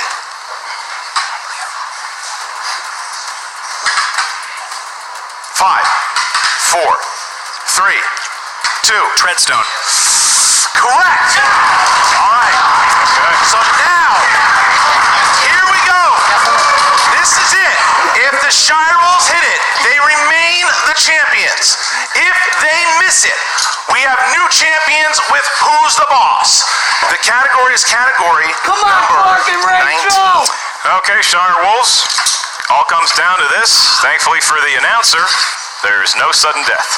But the problem for you is that if you miss this one, you lose. However, if you get 5 points, you're going to win, and you get to keep those shiny belts. Here's your question. In the category of Matthew McConaughey, you may know him as the Carl's Jr. spokesman. For 5 points, here's your question. What romantic comedy did Matthew McConaughey star opposite Jennifer Garner? Ghost of Girlfriend's Past. Ghost of Girlfriend's 5, Past. 4. Ghosts of Girlfriends Past. And your winners, and still Movie Trivia Schmoedown! Classic, Clark Wolf, Rachel Cushing, the Shire Wolves! Shire Wolves take it. What a match! Who's the boss? What a match! Run. They got their wow. They came up big, especially Rachel Cushing, darling. Clark Wolf. Hey, remember the intro they had when they had so many great luminaries of the movie trivia Schmoedown, past, present, and future, come out? They showed up for a reason. It was to see them retain the belt. I don't know if it's the last time we're going to see Who's the Boss. I certainly hope. Now, what's Dagnino doing? What's Dagnino doing now? Dagnino's looking at Emma Fife over there. As he's known to do. What's this? Not What sure. are we doing here with these two? I'm pretty sure he's not mic'd up. Okay. What? Wow! Wow! What did we? Tom Dagnino just shook Emma Fife's hand. I've never heard of anything happening like that. What in the world? And look at that. The Shire Wolves are the champions. Who's the Boss puts up a gallant effort, but they lose to the Shire Wolves here, who retain the titles. What a year for the Shire Wolves. What a year for the Fife Club. And my God, already, Emma Fife, the commish. challenging the champion Shire Wolves, who have successfully defended the championship. Wow. What a year for sportsmanship. As it turns out, it's a season of giving, and Finstock shaking the hand of Emma Fife. Not sure what went on behind the scenes there, but we're about to take a look with the one, the only Miss Jen Sturge, who's going to have an interview with the winning team and the losing team. It's all yours, Jen. What's up, Movie Trivia Schmoedown fans? Jen Sturger here with a very excited Five Club. The Shire Wolves are still your reigning champions. Rachel, you can breathe now. Jesus. That match was a little closer than I think any of us would have liked from them defending the title standpoint, but from an actual match standpoint, I mean, that's what anybody watching this league wants. That's what this is all about, is this incredibly cutthroat competition between some of the most skilled players in the league. And I mean, honestly, after today, there's just no doubt that these ladies absolutely deserve all of the accolades that they rightfully receive. Yeah, we were, I think, very rightfully proud of winning the belts in the first place, but, there was a lot of pressure and a lot of talk, and did they deserve it, and the retiring, and the strength of the schedule, and all the fucking bullshit that happened online. And for us, it meant the world to us to do this again, to prove them wrong, but also it was for us. It was for the Five Club. It was for all the women in the Schmoedown who so generously came out and did the entrance with us. Awesome. They were in our corner, and we felt that, and we just really are proud of making a statement about women empowerment and being strong in this league and being strong in general. And And there were no damn horror questions in her that, how you like me now? You know it's an emotional match when Rachel starts cussing. Clark, I could tell you were really starting to get emotional at the end. Rachel, you were getting emotional at the end. What does this win mean to you guys? I don't know if I would say I felt emotional. I just was like, sick. We're in it, here we go. It's gonna go down to the end, and what's gonna happen is gonna happen. And it was not an easy victory, which is always exhausting, but it was a great match. I'm super proud of that match, and who's the boss are damn good players. What were you thinking when they ran the table with the Festival Darlings category? Who saw that coming, including them? Yeah. No, it was really impressive. Ben studies harder than anybody in this league, and he's probably the most improved player we've ever seen. Yeah. Riley's one of the greatest original players. If we needed to prove ourselves against anybody, this was the team to do it, and it was blow for blow, back and forth. I mean, it was hell to play up there, but it's something that we can walk away with our heads held high, and the boys can too. They're 5-0 against some of the best players in the match. That should make everyone quiet, because knowledge doesn't know a gender. Knowledge knows knowledge, and these ladies know their shit. Knowledge knows knowledge. Someone make the shirt. Get on it, guys. That was kind of an odd moment. Speaking of shutting people up, Finstock? Yeah. What was that about? I don't really know entirely. His heart grew 3 sizes today. Yeah, I mean, that explains his shirt in the first round. Listen, I would have probably been the first person to tell you that, Finstock was not redeemable and could never change, but I mean, if he's willing to put forth the effort to bury the hatchet, I'm game. Proves anything can happen. Yeah, someone's drinking on set today. Now, Clark, obviously, I can tell you're already going back into game face mode. This is not the end of your day for matches. Nope. You are doing something that I know you despise doing, which is playing 2 matches in one day. Yes. I think everybody despises that. No joke. And against Dan Merle. Yeah. Tell me what's going through your head right now. I'm certainly glad we won just now. That always makes it a little easier, confidence-wise. But that was a long, hard-fought match, and so I think it's time to go change out of my outfit and just kind of sit and relax and drink some water and get back out there. Well, congratulations again. Five Club, Shire Wolves. Thank this you. has been an incredible year for you all, and such an amazing run, and I am so proud to have been here to witness it, and thank you for letting me be an intro, by the way. I've never done it, and it was so fun. Great. Yeah. Jen was like, I don't know when to go out. What did I do? One last thing, I would like to say thank you to Christian and Mark Ellis for letting us do all this and all the effort and hard work they put in behind the scenes. It is very appreciated. Our passions run high, but we love doing this and we love everybody around here. So stop sucking up, Mark. Very true. Anyways, congratulations again, ladies. Thank you. Can't wait to see what happened next. Thanks. And we're back with Who's the Boss. Guys, I can tell from your faces alone, that is not the outcome you were hoping for. You know, as a warm wind blows when stars are around. And unfortunately, we weren't the stars today. I got to give it up to the Shirewolves. They played a great match. I mean, we played our hearts out. We came ready. And they just, played a better game, unfortunately. We have nothing to hang our heads about, though. And, the way they came out, and, they were fantastic. I have nothing else to say. I'm actually humbled for the first time in my life. Wow. Okay. That was the most beautiful fucking thing I've ever heard out of your mouth. And I agree with you completely. This sucks, I saw this guy play with some heart, and fuck, I wanted that belt. But the Shirewolves are true champions. That's Clark, who I know, and I love, and Rachel, I saw it on her face. They are true champions, and I fucking love them. But let's be clear, guys. Today's loss does not take away from the amazing performance you put in this tournament. You had an amazing run in this tournament. I think more so than anything, you guys proved that you can play together as a team and come together after everything that had transpired before the tournament. And honestly, I think I speak for a lot of people when I say I'm loving the chemistry between you guys, and I'm wondering what's next for you guys. Well, I think we don't know. We're going to find out. We have a lot of things to break down as we get into the end of the season here. I'm sort of in shock.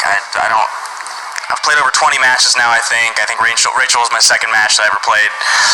I knew she was good, and she got the belt a little before I did. We're going to get there. I just wanted this one. I really, really, really wanted this one. And I think what it comes down to is you guys put on a hell of a performance, especially in the Festival Darlings category, which we've seen befell many amazing Schmoedown competitors here. And to run the table with that and then start to just lose steam, obviously, in the points round and then the speed round, obviously. I could see you guys start to panic a little bit up there, and I'm just wondering, did you guys get in your heads, like, what happened? Yeah, I gotta hand it to this guy, he was cool, he was calm, I faltered a little bit there on that James Franco, and this guy's a rock. It wasn't your fault. Sometimes it happens, and, but, we nailed all three questions, and, the answer really is like, we went 4-0. This team was put together by fate. And we went 4-0, which in itself is a record. We're up there with some of the best teams all time. That's a big thing. Totally agree with that. What this has done is made you a formidable player and a formidable, opponent in this league. Again, where you rightfully belong.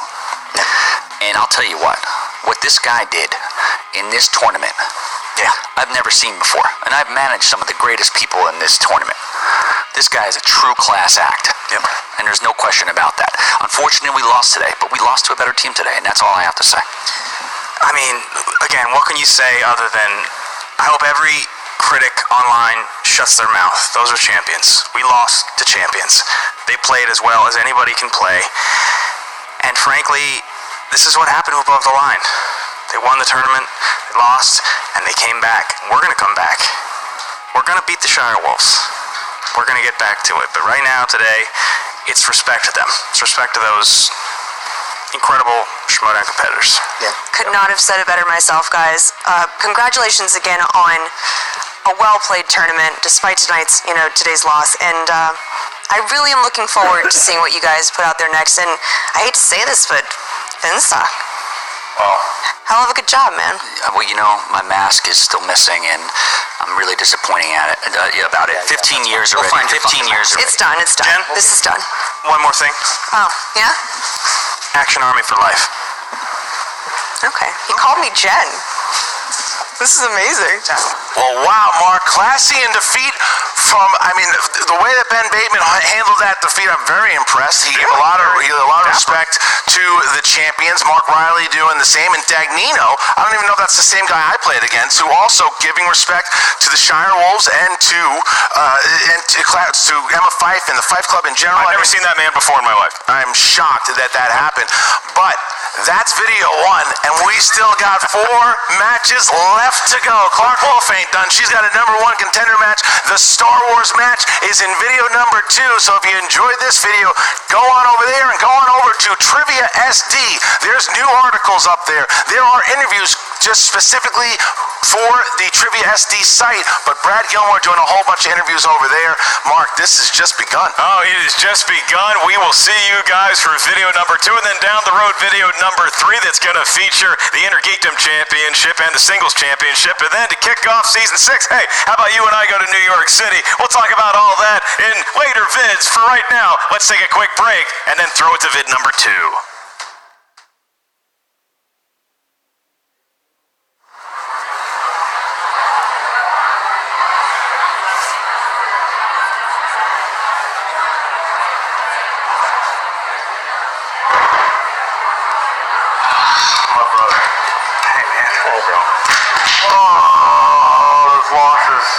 Worst. I thought I was gonna win. I could see it. I wanted it so much. Look, I know. The tournament run was insane. It was great. You had your tournament run. I had my singles run. Look, 2019, time of action. All right, we're back. Okay, you don't have to do your thing with Riley anymore. I'm back. Well, I want to talk to you about that for a second. Dude, I love Team Action and the Action Army, everything. Wait, it's okay. I already know what you're gonna say. We were just 4-0. He's better than me for you. No, he is. He is. He balances you out better than I do. He does. He's old. I said Giancarlo Stanton. I know. And not you. You said Esposito. I know. But look, it's fine. Riley balances you out better. I think I got a teammate. I think I got a different teammate. I know. I was doing shit during the tournament, and I found someone, and I feel like you're not gonna tell me who it is. I'm not gonna tell you who it is, but I think we should start a faction. Okay. A real faction. Like you, me, Riley, and somebody. I was legitimately nervous talking about it. I know you were. We've been best friends for a long time. It's cool, man. Don't worry about it. I love you, man. Good job. Good job. You too, man. Proud of you. Next year, alright? Next year.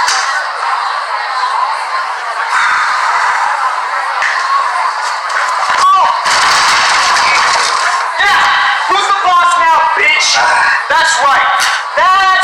Oh, I'm gonna join a tournament with someone else because you're too busy. I'm gonna get Mark Riley. How'd that work out, huh? You were my brother. You go with Riley and you just forget who you are? You congratulate him after the match? What is wrong with you? Who are you? You know what? I'm glad you didn't win the belt because you don't fucking deserve it. You don't deserve it because without that belt, you're nothing. You know what? Without me, you're nothing. I'll see you in the ring next year. Hey, get the fuck out of here! Get out of here, you piece of shit! Shit, you good? You alright? Hey, bud. You feel alright? You felt like a ton of bricks. You okay? Dude, you alright? Hey, man. I'm concerned for your well-being, but do you know where my mask is? Have you seen it? Not with your mask. Yeah, but I need it. So you haven't seen it.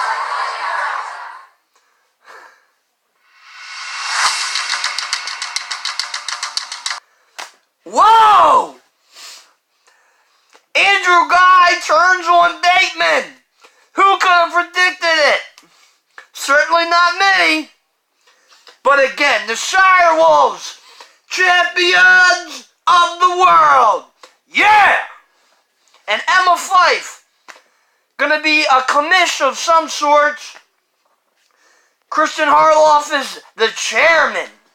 Back at the top, where he rightfully belongs. Awesome.